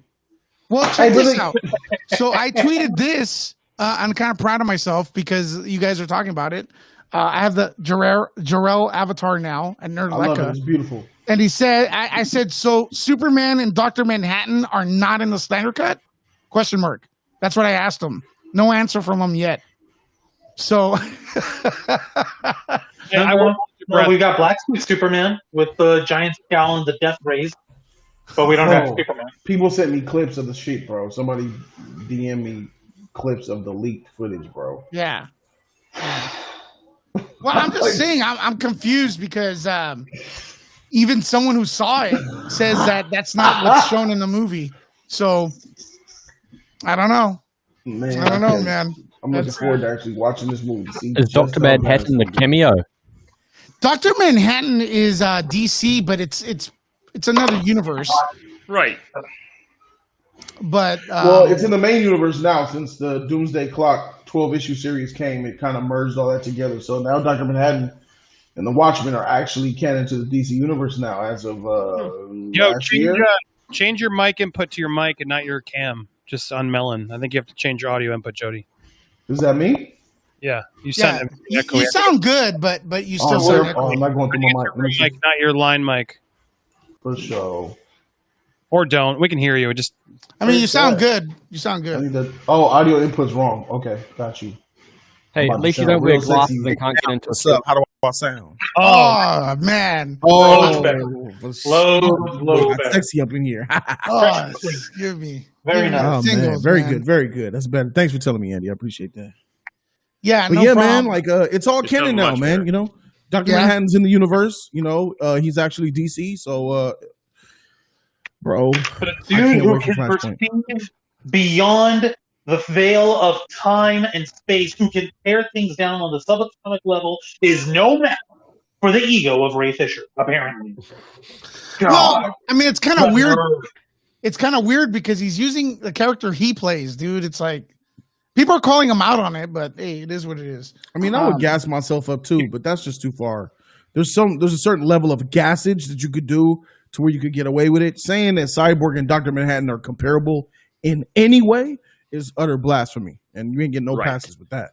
There's a phrase for that on the internet. It's called "your mileage may vary." In this case, he got like 0 to maybe half a mile on the gallon with that statement. It's weird because a friend of mine told me because they had seen the movie already, the cut, and he said that there's a scene where Cyborg is inside the Superman ship, and when he sees it, he's like, "Whoa!" blown away by the technology in it that he doesn't even comprehend it because the Kryptonian is ahead of him. So I don't know if maybe he didn't see the cut yet. I don't know. So you're saying he's just on drugs. Have ultimate anyway on his Twitter. What'd you say, Jody? So you're saying someone who's supposed to have ultimate technology in Cyborg was blown away. That's what he said. Was blown away by Kryptonian technology. Yes. So that would mean since Cyborg is pure technology, wouldn't that mean that Krypton's technology is ahead of it? Therefore, it's all inside Superman. Superman has Kryptonian technology. He's not dumb. That's what I'm saying. When people say Batman's way smarter than Superman, it's like, no, dude, he's got maybe street smart. Yes. He doesn't understand criminal mind because he's goody two shoes in a way, but he knows he knows shit, man. He knows Kryptonian technology. He's studied that shit for years. You know what I mean? Yeah. Superman's smarter than Batman. He's smarter than everybody in the league. He has universal knowledge. I mean, Batman's limited to what Earth has, and world's smartest detective. I'll give him that. But as far as like brain power, Superman's out here curing certain types of cancer, bro. So he's getting it done. He has super hearing. He can listen to anyone's conversation and then just go and steal and plagiarize people. I heard something stealing people's sheet. That's possible. But we know Super Chat. Booyah! Well, he's got to pay his bills. He's working for the newspaper, man. He's got to get his scoop somehow. Bad Fame Media. Hold on a second, buddy. Bad Fame Media says I saw the JL already. By the way, all right, man. Cool. Dope. Mm-hmm. Oh, he did? Oh, what you think, bro? Yeah, what do you think? Let me know what you thought. Did you watch it via Tom and Jerry? Is it safe to say that Warner Brothers completely are just guys? He's saying the Last Jedi. They what? Jody? I don't know. I think he's on a delay. Tyler is on a delay or something. I don't know. Go ahead, Tyler. He's saying the Last Jedi, not the Justice League. No, he's saying Justice. Is he? Yeah, okay. All right, go ahead, Jody. What'd you say? Warner Brothers what? It's apparent to me that Warner Brothers is doing everything that they can in order to ruin Zack Snyder's experience, in order to ruin that film. They 100% leaked that sheet to make that happen like that. I don't think that was a glitch at all. You know what I'm saying? If anything was to get leaked or glitched, it was Wonder Woman. If you combine the fact that they moved King Kong's release date, you got Mortal Kombat around the corner around Snyder, and then the way they've been handling the trailers. Snyder drops a trailer, Warner Brothers drops another trailer with Kong. I mean, they're just doing everything that they can do in their power to completely drown out the Zack Snyder's Justice League, bro. It's savage, but god dang, that's some crazy. That's crazy. Because I've been hearing rumors. I won't say from who, but I've been hearing rumors that it actually might be better than people think it's going to be. And if that's the case, that could totally be a move where Warner Brothers doesn't want to look like idiots, right, for not putting out a better cut. And the reality is the cut's probably going to be better. Let's speculate. I've always said it. You're just polishing a turd, right? Still, the bar is so low to be better than what Joss did that Warner Bros. Is going to look dumb no matter how it plays out. Now, Zack Snyder's cut's going to be amazing and blow everyone's minds? No, maybe not. But to say it's better than what Joss did, I think is not an unlikely scenario, in which case there are probably people, Warner Brothers, who are like, we want this to tank. We want it to tank hard. Let's show stuff out of context. Let's leak it. Let's do all this shit. And that to me is super lame and petty, and they should just let it go. Let us fairly in context, Yeah, well, that's schoolyard shit. Even I if don't it think is, this film could be. I don't think the film is automatically better than the Joss cut. I think that it can be worse. I think it could be better, but I still think it can be worse. It's not as clear cut for me. I need to see it, but I'm not. Even if it is better, it was still not properly released. It's going to go straight to this film doesn't need to be better than. This film needs to be great. That's what the whole 4-year release of Snyder Cut movement was about. This needs to be a great film, or it's not worth it. It's not worth the headache. It's not worth the slander, the torture, the ridicule, the hate, the vitriol, the I gotta side with Jody over here on this one. Like, the way that Snyder had been pushing this out for ages, the way he mobilized every single one of his rabid fan base, the way he hyped this thing up, he made this look like the second, third, fourth, fifth, and sixth coming of Christ. It all wrapped up in Citizen Kane in terms of like a cinematic masterpiece. When it's a 4-hour CGI slugathon of angsty dudes in rubber outfits, like. There's only so much you can get out of that, but he's been hyping it up so much. Anything short of the over hyperbolic description that they gave of it is gonna disappoint everybody. And there's no way they're gonna match that. I don't care how much $75 million they can throw at that. That can only get you so far. Right. I think we're both right because you're right. It's a hype machine. It's going to be hard to beat. But I think you guys are underestimating how bad that first Justice League movie was. I gave it it's not that bad. One time. I gave it. And I never want to go back. Hey, Lewis, I just want to say this. They're accusing you in the chat of watching the movie, of having an advanced screener copy. Well, so why don't you just admit to it and tell us all the answers to the life of the universe? This is what I'm gonna say. I like to be a mythical unicorn, so you could think whatever you want. You've seen it, Lewis. You've seen all this? No way, Lewis saw the movie and didn't share it with us. Yeah, that's what I'm thinking. But the chat is telling us differently. Well, maybe the chat knows something I don't, or maybe they do. I don't know. Yeah, your time coming up. You're gonna see it soon, though, right, Lewis? Yeah. Well, look, reviews are going to be up on May 15th, right? No matter what. So 3 days before it comes out, right? Yeah, and some people would say 3 days is kind of close. Some people would say 3 days is 3 days. Does that show a lack of confidence 3 days away, or does it show more confidence? Because I remember Wonder Woman in 2017 when that released, it released a full 2 weeks. The embargo lifted 2 weeks before Wonder Woman came out. Why are they going 3 days here? Let me just tell you something. Okay, so the closer the release date is the worse the movie probably is, unless it has a big spoiler. Just so you guys know. Right. The worst case scenario. What Rotten Tomatoes did last time. They didn't let anybody reveal anything. Someone's mic is just like scratching their ass. Like probably me.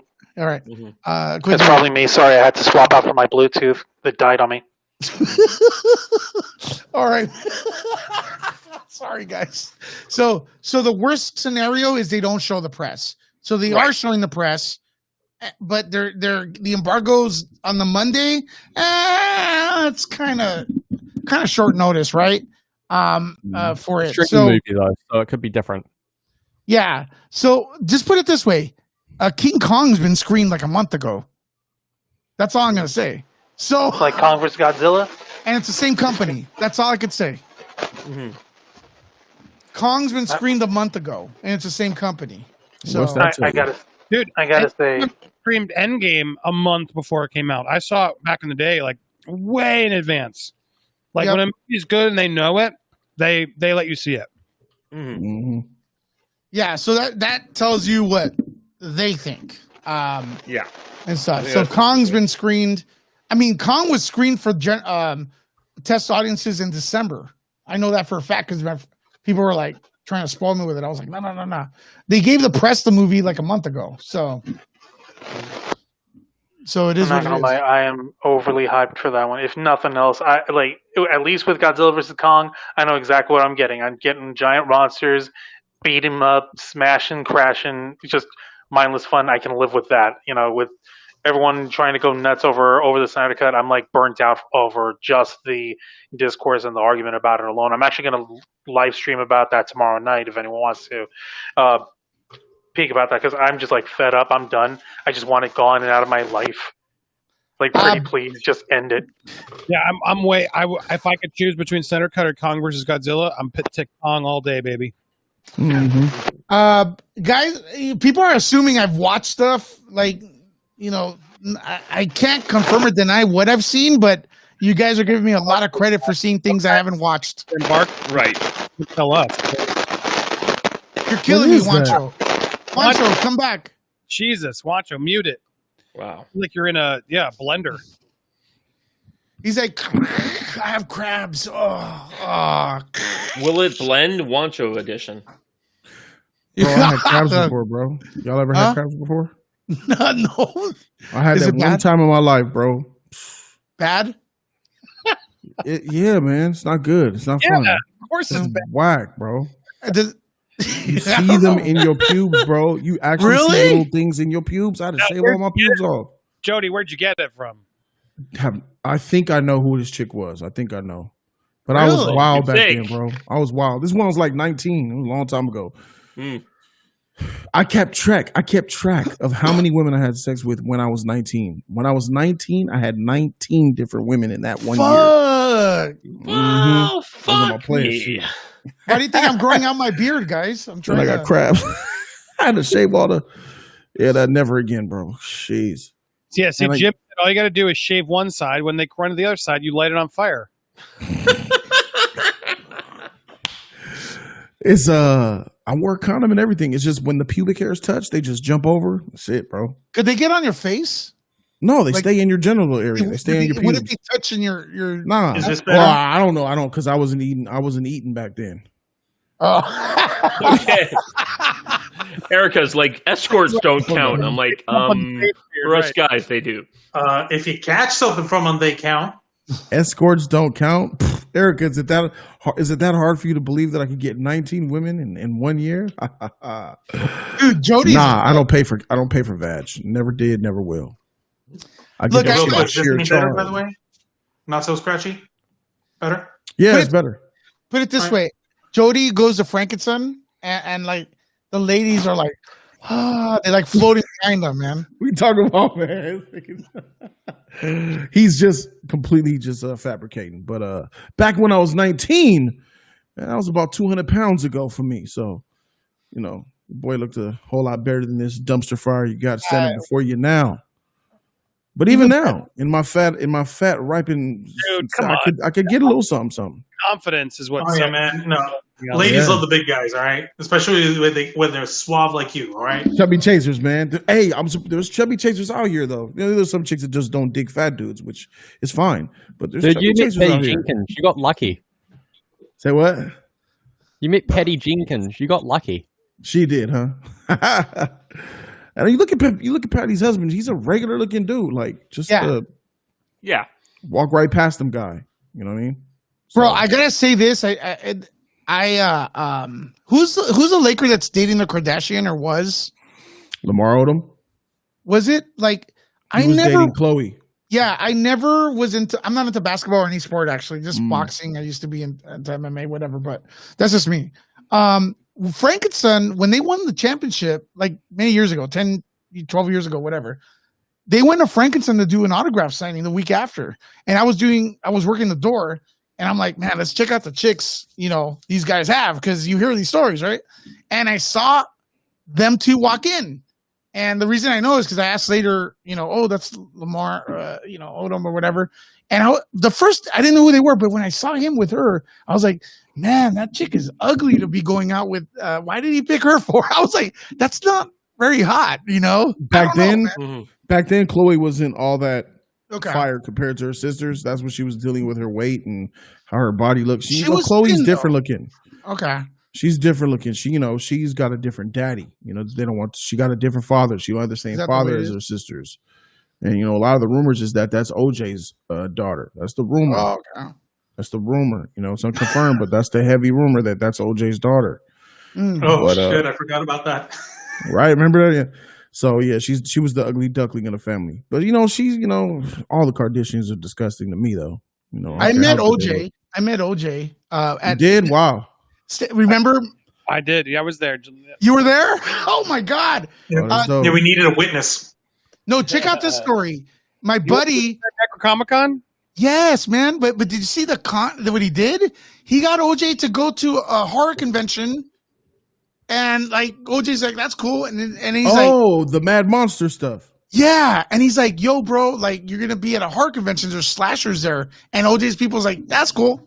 So he's like, "Could you sign this knife?" Everybody's like, "Yeah, sure, that's cool." It's like, what the? Can you believe through a slight thing of fate that OJ was not the Terminator? Almost the Terminator. He was almost the Terminator. Wancho, you all right, bro? Can you believe that we just narrowly escaped that fate and we got Arnold instead? Oh my God. He was Nuremberg in Police Academy. That was awesome. Mm-hmm. Yeah, that's right. Yeah. I met Magic Johnson twice, and because he went to Frankenstein, and also, damn, I forgot Shaq. And I'll never forget meeting Shaq because you know how I sell posters, right?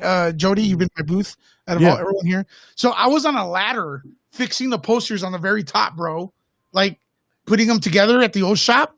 And you've been to the old one as well. And my worker's like, look behind you. And I turn around and I'm like 9 feet up, 12 feet up in the air, bro. And I'm looking eye to eye with Shaq. I'm like right eye to eye and I'm on a fucking ladder. And he goes, do you have any Superman? And I go, yeah, man. He goes, I want all your Superman.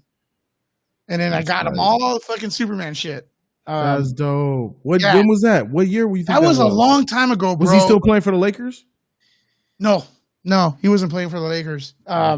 This was after. So like that was the thing because he was like he met eye to eye with me, and he's like, I'm way up there in the air, you know, like 20 feet or whatever. Well, not 20 feet, but it felt like it. But that was cool. Superman fan. I don't know if you know. Superman fan. Huh? He's a big Superman fan. He's a huge Superman fan. There's a boxer that's a local boxer that I used to. He was great, man, but he's retired. His name's James Lights Out Tony. Have you heard of him? James Lights Out Tony. So he has an S right here as well. And then he told me the story. He goes, he knocked out Evander Holyfield, actually. He's from the 90s. James Lights Out Tony. Dope fighter. He says he's Shaq. He was Shaq's cousin. And they both he got that like as, you know, a symbol that they're both related and stuff like that. So yeah. Anyways, that's a little bit of a story. No respect on Superman in DC, but I feel like it's coming. I feel after this wave of, you know, when Flashpoint comes, man, and will you mark my words, this is the last hope, because if Flashpoint don't do it, I'm out of there. But I don't think that I think they got it, bro. Lewis, I think we're going to be rejoicing when that Black Adam trailer hits. Could we have two Supermen though? Like we have J.J. Abrams Superman and the traditional Superman. Yeah. Well, we still don't have the director for that Superman movie. No. Yeah. You know, JJ's producing, Black man writing. You know, I think they're going to cast a black director. I think the director is going to be black. Do you guys think with Flashpoint that they might go and put some of the people from the CW in it, like the new Superman and Lois show? Yeah, they might. It'd be fun. Yeah, they might. They went ahead and did that in the CW Flash movie, TV shows, so anything's possible. Yeah, that Superman movie I'm kind of torn on, but if they get a good director for it, that will put me in the right mind for it.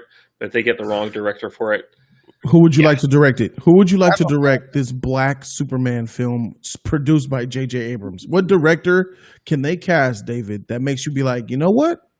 All right. Guy who did Black Panther comes to mind. Ryan Coogler. Yeah. Ryan Coogler. Right there. You get that guy? Yeah. Boom, I'm in. Yeah, definitely. Here's the proof, Lewis. Oh yeah, that was a shirt given out there. Dang, you got that beard getting that thick beard, bro. That shit. You combed it out. Simpson at Necro Comic Con, and then here's official. Bam. God, what the heck? You look like I a didn't know you look 70s like Jeff hippie. Bridges. He looks like Jeff Bridges there. Me? Who? Yeah. No. You look like the was it my janitor character there going trying to figure out. Look how wavy it was, but yeah. Oh my God, it's a picture of O.J. Simpson with Charles Manson. Yeah, he wouldn't fly OJ because he had pink eye. Yeah, that's Charles Manson, Andy, right there. Yeah. I wanted to to play my janitor character, so I was like, "Look, 2 killers." I have like footage somewhere of it. Holy crap! Machetes all next to him. Anyway, sorry. Go back to what you're talking about, but I finally found them to prove that it existed. People are agreeing with me, man, that you look like Charles Manson there. Yeah. Yeah, just need to bust a move while being interrogated, and then we got it. No, the thing is, the press was all over that, man. Like, remember, they were all outside. It was insane. I was next to OJ. I was close, and then I was next to Dolomite. I was right next to Rudy Ray Moore of Dolomite. Oh, wow. And he signed my DVD. It was awesome. Shout out to Rudy Ray. Hey, Dolomite is My Name is a good film. It was a good movie. Yeah, I love that movie. Pretty darn good. I didn't expect that thing to be good at all. What happened? Have you watched Dolomite, the original? Yeah, I watched. Yeah, it's classic. Yes, I watched it. And they captured it really well. You know what I'm saying? It's a shame that Eddie Murphy couldn't recapture that with Coming to America too. You didn't like it, bro? Oh yeah, we haven't thought about this yet. Nah, man. I saw the first 25 minutes. I got all the first, and then I had to go. I had to do something. I got to the point in the film where he went to Queens and met with Leslie Jones, his baby mama, and they all got on the plane back to Zamunda. Then I had to leave. Up to that point, I was like, this movie is lit. I was all the way in. But then halfway in, all the way to the end, it got cheesy, got campy, lost structure. It was ridiculous. That lead actor is garbage. Like, I don't know why they cast him, but he can't act. And it was just, it just wasn't there. The heart and it was missing. I like how they tied all the way back to the original Coming to America. That was the best part. It kept tying into the first one, but it was something heavily missing. Like it was them just pulling out all the stops, going gung ho to try to recapture that essence. But Coming to America was magic in a bottle that they tried to capture twice. And if it was rated R, you're right, it would have been a lot better. But even if it was rated R, I still think it would have had problems just by the way they wrote that script. The son has to prove himself, and he's doing all these tribal things in order to, and then they just redid the story all over again. It wasn't working for me. It was really cheesy. It'd be like making Trading Places 2. Yeah, I don't. Your review is not off or wrong. I still gave it a little bit more of a pass. It was more fun to me than say Zoolander 2 or Dumb and Dumber 2. Yes. It was. Yeah. Using it was cute, which is not what you sort of want your Coming to America movie to be. But when you go back and remember Coming to America, there are elements of that are cute and nice too. So it was nice, but it was a bummer they made it for theatrical. Like I said, like they should have just leaned in hard. Like, but there were moments I laughed. Like, I don't want to spoil it. Yep. Same. Leslie Jones in the pool did make me laugh. That was good. Leslie Jones was actually one of the funniest characters in the whole movie to me. Yeah, I like when she and Lisa are getting drunk. Like I usually don't like her, but I thought she was an interesting character. But I agree that Jermaine Fowler, the kid, I was different. He didn't impress me. He didn't offend me like he offended you, but he's no Eddie Murphy, you know. Yeah, and then Wesley Snipes. There wasn't enough Wesley Snipes. Wesley Snipes was great. He was great. We needed more of him too. Yeah, he needed to show up some more. And to me, he looked like he could just play Blade, dude. Like, right? Yeah, he looks good.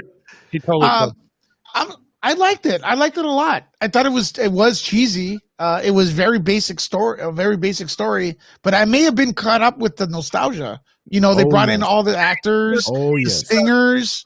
That's the best part of it. Bill and Ted 3 I thought was very similar. It was just like, oh, that was sweet that they came back. You know what I mean?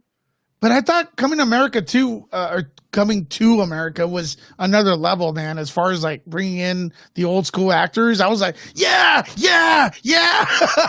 The singers, they had everyone. When I saw John Amos, I was like, for sure. Yeah. You know, when I saw him come, I was like, that's tight. The woof, woof, woof. That was hilarious. That was cold. She came back just to woof twice. You recast her, you dressed her up, you called action just for her to do that. I loved it. That was crazy. She showed up at the end. Everybody in that movie had big old booties, melanated skin. They were fire. They were sexy. Everybody in there looked good, man. That was nice, man. It was nice. It was nice to see. You know, but it was awesome. As a film, it just And they even brought back Louis Anderson, which I thought. Did you hear about that? Yeah. They forced Louis Anderson in because they're like, you need a white person in your movie, and they gave him a list of comics. And apparently, they're like, all right, Louis, we like Louis, bring in Louis. And so they brought him back again for this. Kind of funny. Guys, just going quickly back to the whole Black Superman thing about the director, I reckon the best person for the job, in my opinion, at the moment is Shaka King. He just directed Judas and the Black Messiah, which had some really good reviews. That was I would have mentioned, but I wasn't Shaka too King sure. did okay in the film. He was okay. Yeah, it was okay. I'm starting to sense, but I don't know the character. Like you said, there's actually a comic book where there is a Black Superman. I don't know the character. A couple of them. Yeah, but is it going to be a one-off like Joker? I mean, that's what we're hoping. That would be kind of cool. Like that would be probably cool. Yeah. Just like they're doing maybe with the Batman one too. What makes me think that it's not though? What makes me think it's not, and its main universe is going to be Superman Black, is because Patty wanted to pitch that Superman movie. You know, why would you say no to Patty when you know she wanted to picture a traditional canon Superman? Right. Because they wanted to make this black one, which means to me this is the Superman that they want to run with. Yeah, and I agree with that because we also have J.J. Abrams as producer. They've paid this guy a lot of money to come in. He's a mainstream guy, and he's been put in charge of DCEU. So they're not looking to make this the one-off Joker $50 million, hopefully we make $1 billion movie. They're trying to make him the mainstream. Here's another problem, though. What if they had two ideas? The traditional Superman or Black Superman, go a different idea, but they were waiting for Lois, Superman and Lois, what people thought of it. Because remember, as soon as that dropped, everyone's like, hey, it's pretty good. So they go, you know what? This is going to be the Superman for a few years. I'm sorry, I can't believe Warner Brothers would put any faith in any CW show. Well, dude, the production value is high. I'm sure it is, but it's just it's a CW show. It's like this is our stuff, our junk stuff. So what? WandaVision was a Marvel show. Sometimes the product's better, sometimes it's not. You know? Yeah, I can't believe that anything that comes out of the CW is going to affect anything on mainline Warner Brothers. Yeah, it hasn't happened yet on any of those things. Well, we have the Powerpuff Girls to look forward to. All it takes is one boardroom meeting and saying, "Hey, let's go ahead and canonize our CW folks in the big screen." But all it takes is one day with these executives either desperate or not figuring out how to do something right or how to integrate it properly. So never say never. It's true. We did have our cameo with the Flash. I do like a lot what Jody, what you're doing with your channel is giving E and Black Guy number 4. Yeah, Black Guy number 4. Yeah, their own CW moment with Superman and Lois. I think they're doing a really good job. So anyone they're watching, do all CW stuff. They're doing everything CW. So not just Superman and Lois, but the next seasons of Flash or whatever comes out, they're going to be handling that. Yeah, I think that's a great idea. Yeah, that was the original point, man, to have my boys branch out and do their own thing and kind of, you know what I'm saying? I know you've been talking about that, and I talked to them off the air as well, and they're very passionate and knowledgeable about the show. And, you know, they're coming at it both ways. Knowledge about Superman, knowledge about CW, and as casual fans, too, because they're all like, they're excited about it. They're not just like... I hate CW, and it's not fair that because my hate for CW, and I have homies, part of my team that love CW, but I don't cover CW because I hate it. But if I got boys that love it and I got a platform for them to use, why not let them use it and give the subscribers that want to see CW content? I mean, I might not get it from me, but you're getting it. You know what I mean? No, for years, Arrow season 1 and 2 and half of season 3 were fire. Right. You know, and, you know, I definitely would have reviewed those, but I was late to the party. Really enjoyed those. I would have reviewed that. And then after it got dumb and whack, I just stopped watching CW. And then I didn't really give Flash a chance. I gave Supergirl a shot. I watched season 1 of Supergirl. I enjoyed it. It was very cheesy, but I still liked it. Yeah, I really did. I liked it. It was cheesy, had some wokeness in there, but, you know, it was just nice to see the S, man. Just no way, man. I totally agree, Jody, about Supergirl. What the hell was that? I don't know what that was. All right. Yeah, Andy, really. I think your computer had an aneurysm there. I was gonna blame Tyler because he's been messing up everything lately. That's my go-to guy when something gets messed up. Yeah, But these yeah, man. should be fake. The what? These glasses should be fake. Yeah, the glasses, you look like a geek. You can't be. You have to have everything perfect sound. Dude, I am a geek. I just geek out too much that I overdo my setup to so much that my whole computer crashes. Because I put too much you overdo it. Yeah. Yeah. But shout out to the UK. Shout out to the UK, mate. He's not UK. New Zealand, dude. Where you New from? Zealand. Oh, New Zealand. Hey, shout out to New Zealand, man. You know what I'm saying? Shout out to my New Zealand people. We got some new. I think Paul. Not Paul. He's Australian, right? Yeah, Paul's But Australian. Yep, he is. Hosea is from New Zealand, I believe. My Hosea, he's Roche Maori. Brewer, I think. Yeah, he's Maori. I think he's in New Zealand. Tyler is from New Zealand. Yeah, for sure. Shout out to Taika Waititi and shit. Yeah, tight, bro. When it comes, does the Queen and the royal family shit involve y'all in any way? Yeah, we're a Commonwealth country, so yes. Same here. Oh, Same in Canada. Right. Oh boy. Yeah, because the Canadians got the prime ministers and all that, and they, okay. Montre, where you at? Oh fuck! Sorry, but hold on a second. Oh, he can't hear me. You're looking at the chat there, Lewis. It's pretty awful right now. Is Signor going to defend Roman Polanski? Why would he? Is he related to you or something? Is he your best friend? Do you want your friend to be defended?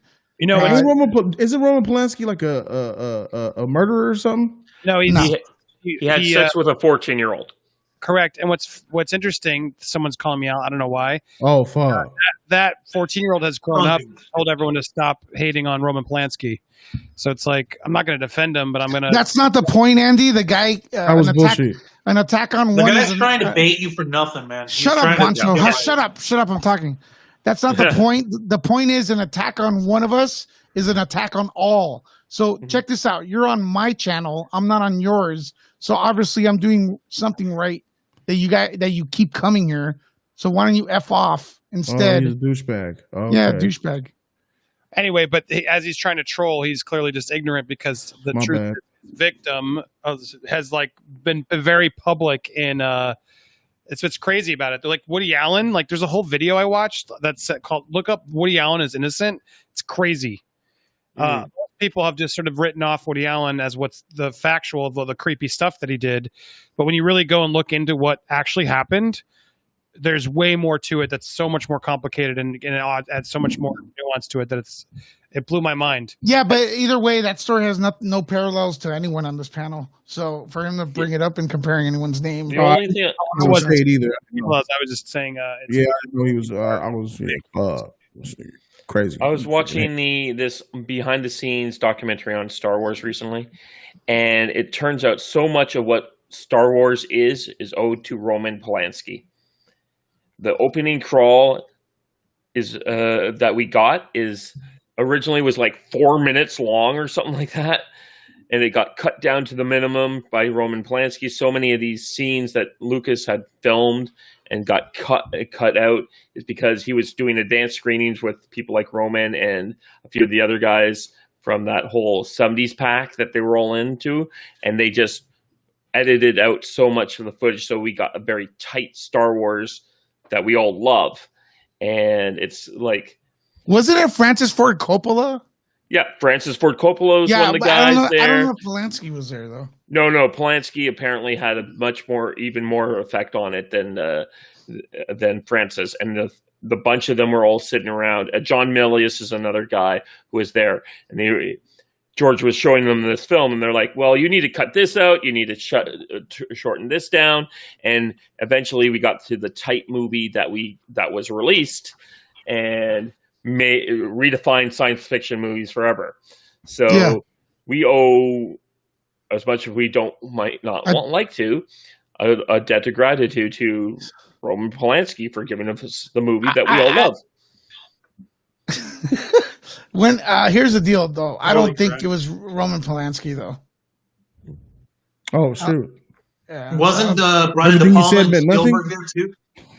Huh? And Spielberg, yeah. He was one of the other guys. So yeah, I think it the was opening Brian De crawl, Palma. at least from what I can tell, is definitely Polanski. Lewis, are you saying that everything that he was saying was about He the said, wrong person? "Yeah, dude." I do. But hey, you know what? Yeah, We'll find and De out. Palma's We'll another find one. out. Yep, you're right. You sat back and you let him talk for 7 minutes straight off of the wrong person. Bro, but here's the problem, Jody. Like sometimes I just have to let people talk, man, because I can't interrupt them. Oh, that's crazy. That's crazy. I did tell him it wasn't him. He didn't listen. That's funny. But you know what? If I had the bean, Here you go, homie. where's the bean at, bro? You bring Man, back I gotta the get bean? another box, man. The problem is these pussies out here, man. They don't want to eat the hot beans, so I gotta re-up on the nasty beans. So, Dude, I the beans will remember return. I went to your studio and I was that's like, I was all happy. And I look at these fucking, right before we started, I look at these fucking beans. I go, oh shit. Beans, Those, bro, are, watch what you those, say. are those are the beans. I don't want to eat those. Watch So the basically, bean. You better watch what you say. You go get one of these beans, Louis. and then I'm talking right. I'm trying to keep a straight face, and I said something almost. This program. Huh? Jody thought I said that Wonder Woman was going to be Flashpoint, and his eyes went from the camera straight to me. Like it was like this, and he goes, "Bean," and I go, he goes, I didn't bean you though. I didn't bean you though. No, Right? you I didn't bean you, right? bro. But All right, so, yeah, that would have been rude. Oh Lord. Yeah, hey, it's Dave, part I of the think It rules. was fun, man. When it's wrong, when this thing is over, we got to do that, man. Get you guys. Freaking this fool Andy needs to come on out here, man. Yeah, Come out here to Andy's LA. being extremely quiet today. I don't know why. No, He's on his He computer. just got I'm gonna be over talking. I'm here. Yeah, he guys. just got there in like 3 hours or whatever. Yeah, He probably doesn't want to upset longer. This is the coolest shot. I got absorbed. This is that clip you heard. Can I show you something? It's yeah, this absolutely, dude. Of course. shot on James Gunn shared that I was trying to figure out where it came from. Hold on, wait. This shot is insane. This is a single piloted drone. Yeah, I saw this. Have you watched this shot yet? Yeah, it's awesome. This is unbelievable. This is all one single drone going through a bowling alley. Like, I'm just floored. It's all, I mean, sped up, obviously, but I can't see it, but okay. how the hell did they do this?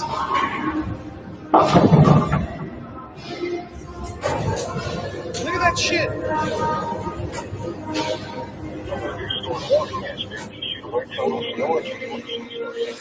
Oh my god.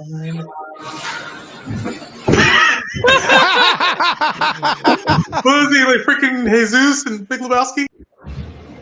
Yep. It's that easy. Yeah. All right, guys, let's go. Oh, and Europe. My I foot mean, wasn't there has over to be the some line. digital, Mark it in, dude. This is bowling. There are rules. uh, I'm not counting. connections, because it's like, how do you, they could have done that in one shot. Telling you I hold them for good games. There's no way, man. I've seen these bowl gutter balls all the time. And then they go back to the kitchen.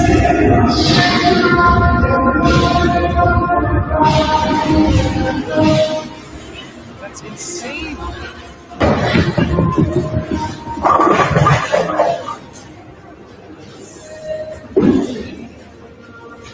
Anyway, everyone online is like talking about how the hell did they do it. James Gunn wants to fly him out to Guardians 3 to film on set.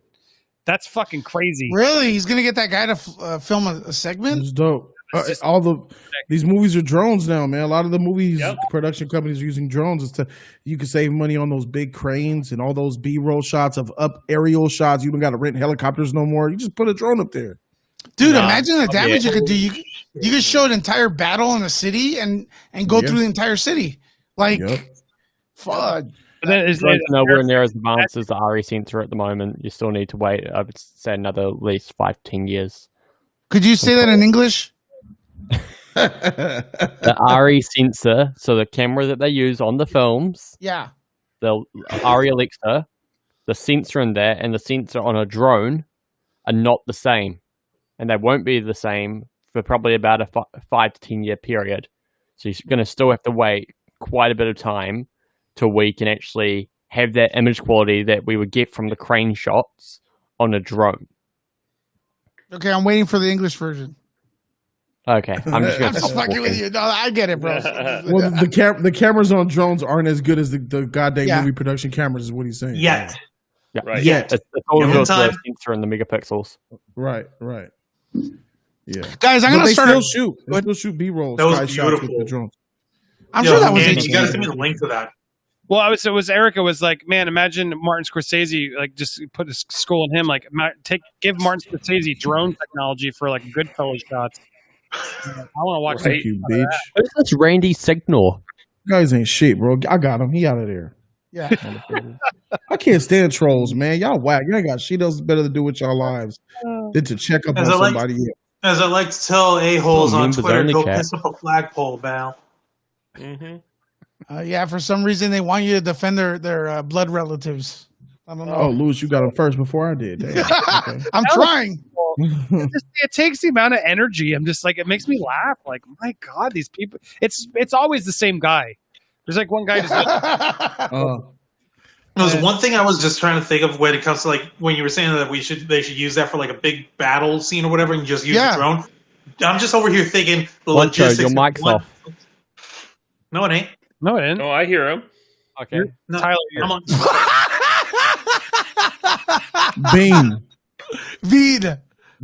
Bean, bro. I'll take it. I'll take that. All right. Not no, you, but I'm just over here Tyler. thinking like that, like the logistics of that would be such a pain in the ass if one person was out of the frame or one person's move or whatever is out. Like you got to take the whole thing over. But you know what? It'll be easier because if you can just manage the drone, get the battery charge up, whatever, that'll be fine.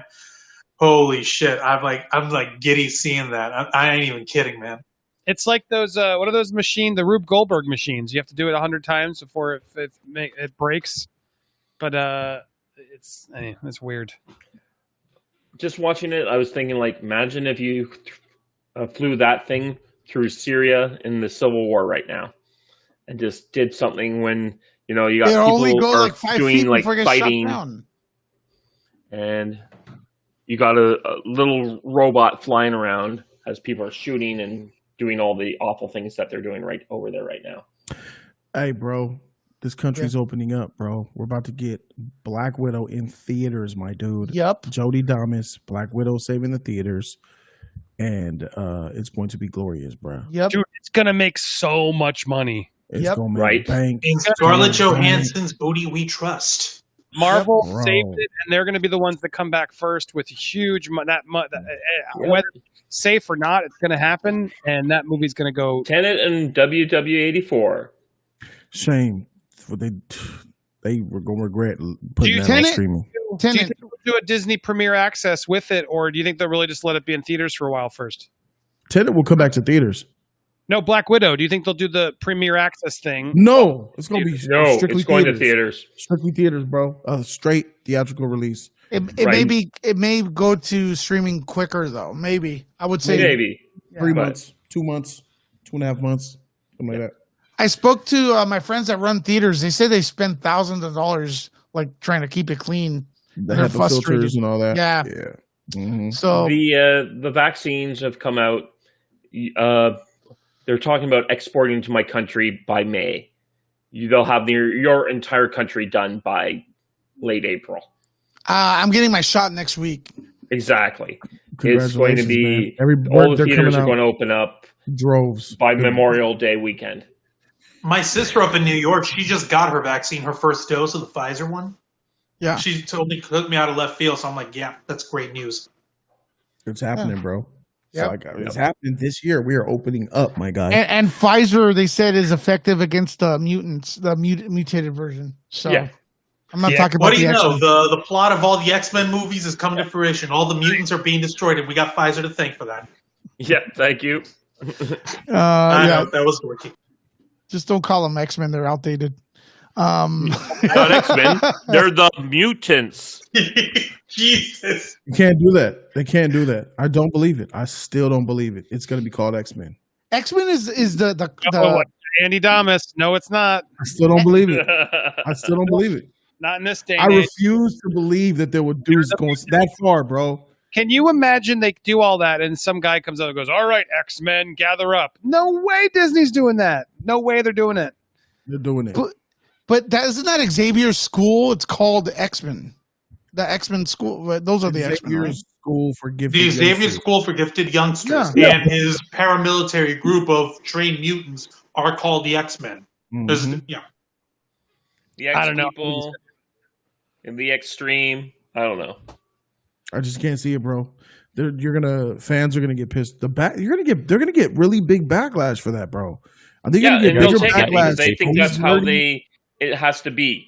They don't realize what backlash will come to them. They're just going to be like, they'll throw an alternate name out there, thinking that they're doing exactly what the fans want, and then they'll be shocked when the fans all revolt. I don't think Just I'm like with Star Wars. Jody. I don't think they're going to go that far.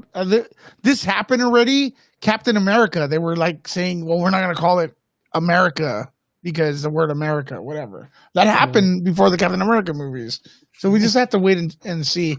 But honestly, look, when the Quicksilver and WandaVision went nowhere, and I'm kind of like, I don't know. They're still saying it's going to go somewhere, though, which is the funny part. It shouldn't go somewhere. No, they're saying it's still going to go somewhere. Maybe it will. Yes. What's going to go somewhere? Quicksilver, supposedly, or Ralph Boner. There's more to the story. Talk about quick boners. Bro, leave that shit in the past, bro. That WandaVision was a waste of time. We need to leave everything that came with that thing in the past. That whole show was just to set up that last end credit scene, bro. Right. That was it. Like, I'm sorry, man. I'm looking. Falcon and the Winter Soldier is going to remind everybody why WandaVision is garbage. Because Falcon and the Winter Soldier is going to be absolutely fire. Yeah, I was gonna save this for our show on Saturday night, but like I was having a discussion about WandaVision with my boy Angel, and we basically boiled it down to like, okay, we're coming off of the most grandiose, delectable dinner of all time in the form of Endgame and the MCU that was preceding it for the last 10 years. They gave us the most perfect entree, the greatest dinner, the main course, and the dessert was Endgame, and we're still licking our fingers from it. Now we're starting fresh. We're starting off with a brand new meal. We're starting off with something to whet our appetite. That's what WandaVision was meant to be. But we're still so hung up and so high off of the cake we got that we're not looking and appreciating the light, like antipasto or whatever the hell it is, the light meal we got now to get it started. Like, so coming into it with a clean slate is really, really tough when we got off of something so damn good. What up, Good? Absent Good in the house. Bled on over here. You know what you said? You know, I don't fully disagree with what you said, man. You know, I just feel like Falcon and Winter Soldier, you know, it was supposed to come out first, and there's a reason for why Feige wanted it first. To kick off phase 4. As a matter of fact, I got to talk to you about something, Jody, that has something to do with Falcon and the Winter Soldier, so I need to get in touch with you right after the stream. For sure. Yeah. It's a possibility. Yeah. So, guys. Once sitting with WandaVision, I actually didn't mind it. I think the way that they managed to make us think that Wanda was the hero when she was literally enslaving a town full of people and messing up their minds, and we have Hayward over here who are like saying he's the biggest douchebag in the world, yet all he's trying to do is save the town from Wanda, who's enslaving these people. Yeah, why'd they arrest that guy? And it actually goes into cancel culture, what we have at the moment. That's why I might like the show a little bit more. It's the way you perceive something. He shot at kids, yes. What the heck are you talking about? He deserved to be locked up. He tried to murder children. Yeah. No, he shot between the middle of them. I don't remember that scene, but I'll have to watch again. But they disappeared. The bullet. No, Monica stops the bullet. And the one that got past Monica, the little boy stopped the last one. Yes, correct. So he tried to kill children. They weren't children, though. They were they were psychic projections of a deranged They super were being. real flesh and blood somethings. Then how come they move like puzzle pieces? How come they move like puzzle pieces? Because reality around them was warping. In the meantime, they were still flesh and blood children. Yeah, who just happened to have superpowers. She was altering reality. You know, like in Endgame, how Thanos had the collector there and had the fake reality where Gamora stabbed him in the neck and he died, but he didn't really die because that was just a reality shift. Yeah. Like that. Good point. Yeah. And we have Benicio del Toro in a tube. Yeah. Magnificent! Magnificent! You beat me to it. You beat me to it, Jody. You're too fast, I don't know why that shit is in my head, bro. Walter Doty from nerdreport.com. What's up, homie? I actually got to talk to you as well, Walter. I got something you may be interested in. But hey, he's asking, why did Agatha kill Sparky? Any answers for that? She's a witch. To make life harder for Wanda, push her closer to the edge. Witches are bitches. Because she wanted to. And witches get stitches. Correct. Yeah, that's cool. Well, just get turned into a nosy I gotta neighbor start for no winding reason. this down. 2 hours and a half already. That's a solid, solid stream. And I gotta watch Superman and do a review for that and The Flash. So gotta get ready for that. But everyone, last word, real quick, 1 minute, Tyler. Anything you want to pimp? Go. Yeah. Number one, Flash is shit. That's my first thing. English, man, English. Yeah. Okay. You sound like said Flash is shit. I don't know what you're talking about. It is. It's bad. It's bad. Yeah. Bad. Yeah. Okay. You guys can check me out on the Clean Slate podcast with Paul, which happens on a Friday night just after Nerd Report finishes. I never finish. Yeah. Well, that's why the ladies love me. Yeah. I keep going all night. Okay. Yeah. All right. Yeah. And your audio will be fixed then too, right? Hopefully. Fingers crossed. Yeah. All right. Juancho, go. All right. Well, thank you for having me here, Lewis. Good seeing everybody. Good seeing Andy, Jody, Tyler, Dave, every single one of y'all, and anybody who's checking me on my microphone. I appreciate that. I literally pulled it out of the box just to make it work. You can check me and my crew out, the Ravens Flock. We have our flagship show every Saturday night at 8:30 p.m. Eastern. We also have other live streams throughout the week. Check us out. And tomorrow night, I'm going to be on 10:30 Eastern, where I'm going to basically try to get my grief about the Snyder Cut out of the way and get it out of my system, flush it away. And you can help me out with that therapy session. All right. Dave, go. Not much to say. I just was very glad to spend tonight here hanging out with a bunch of my friends. That's great.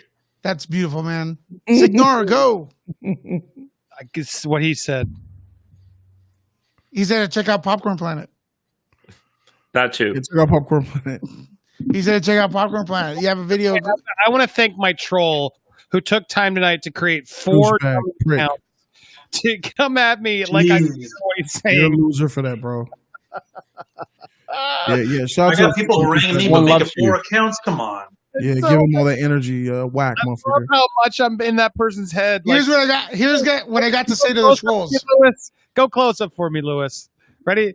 Wait, hold on. All right, I'll try right here. You gonna jerk off to me later too, man? Haters. You're all in your head, living up there rent free. Coño, man. Oh, you're so jealous. Coño. Oh my god, what a loser! And also for the trolls, people coming in here, I want to thank you, because what that means is I'm coming out. I want the world to know. That's the Lettuce Show. I'm coming. I want the world to show. I'm coming. I want the world to know. Yeah, there you go. Break out of the shell. Party time. Hey, I'll take my minute to say shout out to Nerd Report. Thanks, shout out to my man Andy, bro. Shout out to Tyler, Juancho. And Dave is always Dave is funny. You always sit the same in your chair. You got this little lean. I know, it's terrible. Remind me of Xanatos from Gargoyles. He's got the same pose. Jonathan Frakes. He got that lead. He always got that drink on deck, bro. Shout out to Dave, man. He's always chill, calm, collective and stuff, man. It's really good to be here with you guys, man. And Shout out to you guys, man. It's free. Don't worry about me and my channel. Shout out to this man Lewis, bro. Thank you guys for being thank here. you. Look, I'm worried about all you guys' channel because you guys bring me fun, joy, and happiness and stuff. I actually, believe it or not, I get more excited about YouTubers than I do celebrities. So, and that's crazy too. And I keep repeating this, but the time I met Jody, YouTubers are real people. Celebrities are just magical creatures. Well, I found Jody more interesting than the cast of Justice League. No offense to them, but they're great. As a person?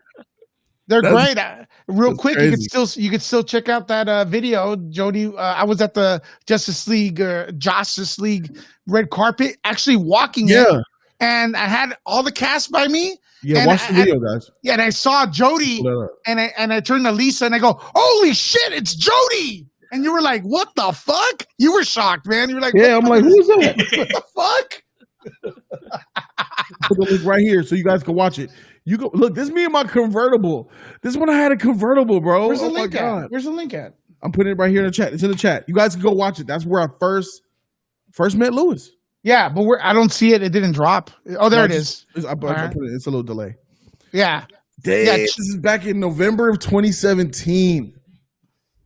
Click on that link that Jody's Corner just dropped.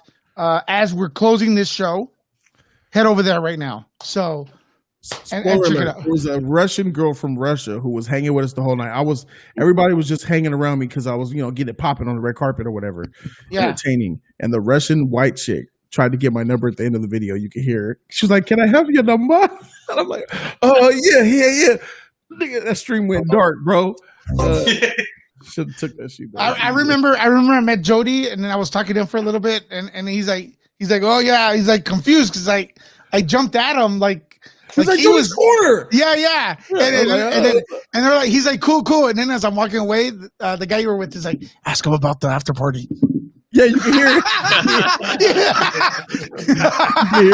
can hear him. That was Ken. Yeah. You heard it. And then I went back on your channel, and look, I remember we both enjoyed the movie for what it was. I gave it a B-. So with the whole Snyder Cut stuff, the Snyder movie coming out, I gave Justice League a B-. It was a bad script, bad story, but it was very heroic. And we saw the League, and Wonder Woman was great. Superman got done justice. I've seen the best end credit superhero scene of my life. Superman and Flash racing. Just for the fun of it.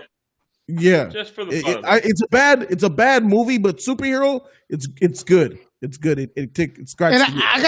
And there was symbolism at the end of that film because when the League was all together, it turned to color, like the roses coming up, and I felt like that was a shot at the Snyderverse. That's very dark. Like all of the color, the whole film in color was a shot at. It was anti-Snyderverse, bro. Everything had color in it. I have to admit, though, I hated the red. I hated the red color grading. That was awful. It made me more. Yeah, it was ugly. It was ugly. The one you're gonna get now is right. Turning the culture around. Yeah, it's really bad. Blue's not too bad. Like he's gone for the classic teal and orange. Well, this is what? Are you watching it? There was a psycho killer. There was a psycho army veteran that was creeping me out, bro. I'm telling you, bro, that stream was lit, bro. That stream was absolutely lit. Now, I will, as a fan of Jody's Corner, I do want to see you turn on your phone and go live once in a while, out and about. I know we can't do it now, but I miss those. Really? I love what you're doing right now, but maybe you want to do a Jody's Corner live. I don't know, but I did love those. And if you ever bring them back, I suggest everyone to check them out. I think you just used to come out and walk around, right? I used to do it. That's what I did. Yeah, I think that develops a lot of relationship with the YouTubers. I think, at least for me, it worked. I love watching that. So it is what it is. All right. Have you guys seen that latest clip of Hugh Jackman realizing that one of the reporters he used to teach as a PE teacher? No. That's quite cute. It's quite cute? Yeah, it's quite cute. That is wild. Are you in love? No. Aww. Well, it's Hugh Jackman. Who wouldn't be in love with a man? Come on. Yeah. Really. Okay, so my turn. I'm going to close off the stream. I want to thank everyone who was in the comments, except maybe 2 people. I don't like you very much, but hey, you're out of here. Everyone in the panel, awesome. Mostly everyone in the comments. And I'll see you guys soon. Maybe Thursday we'll go live again. So there you go. Thanks for supporting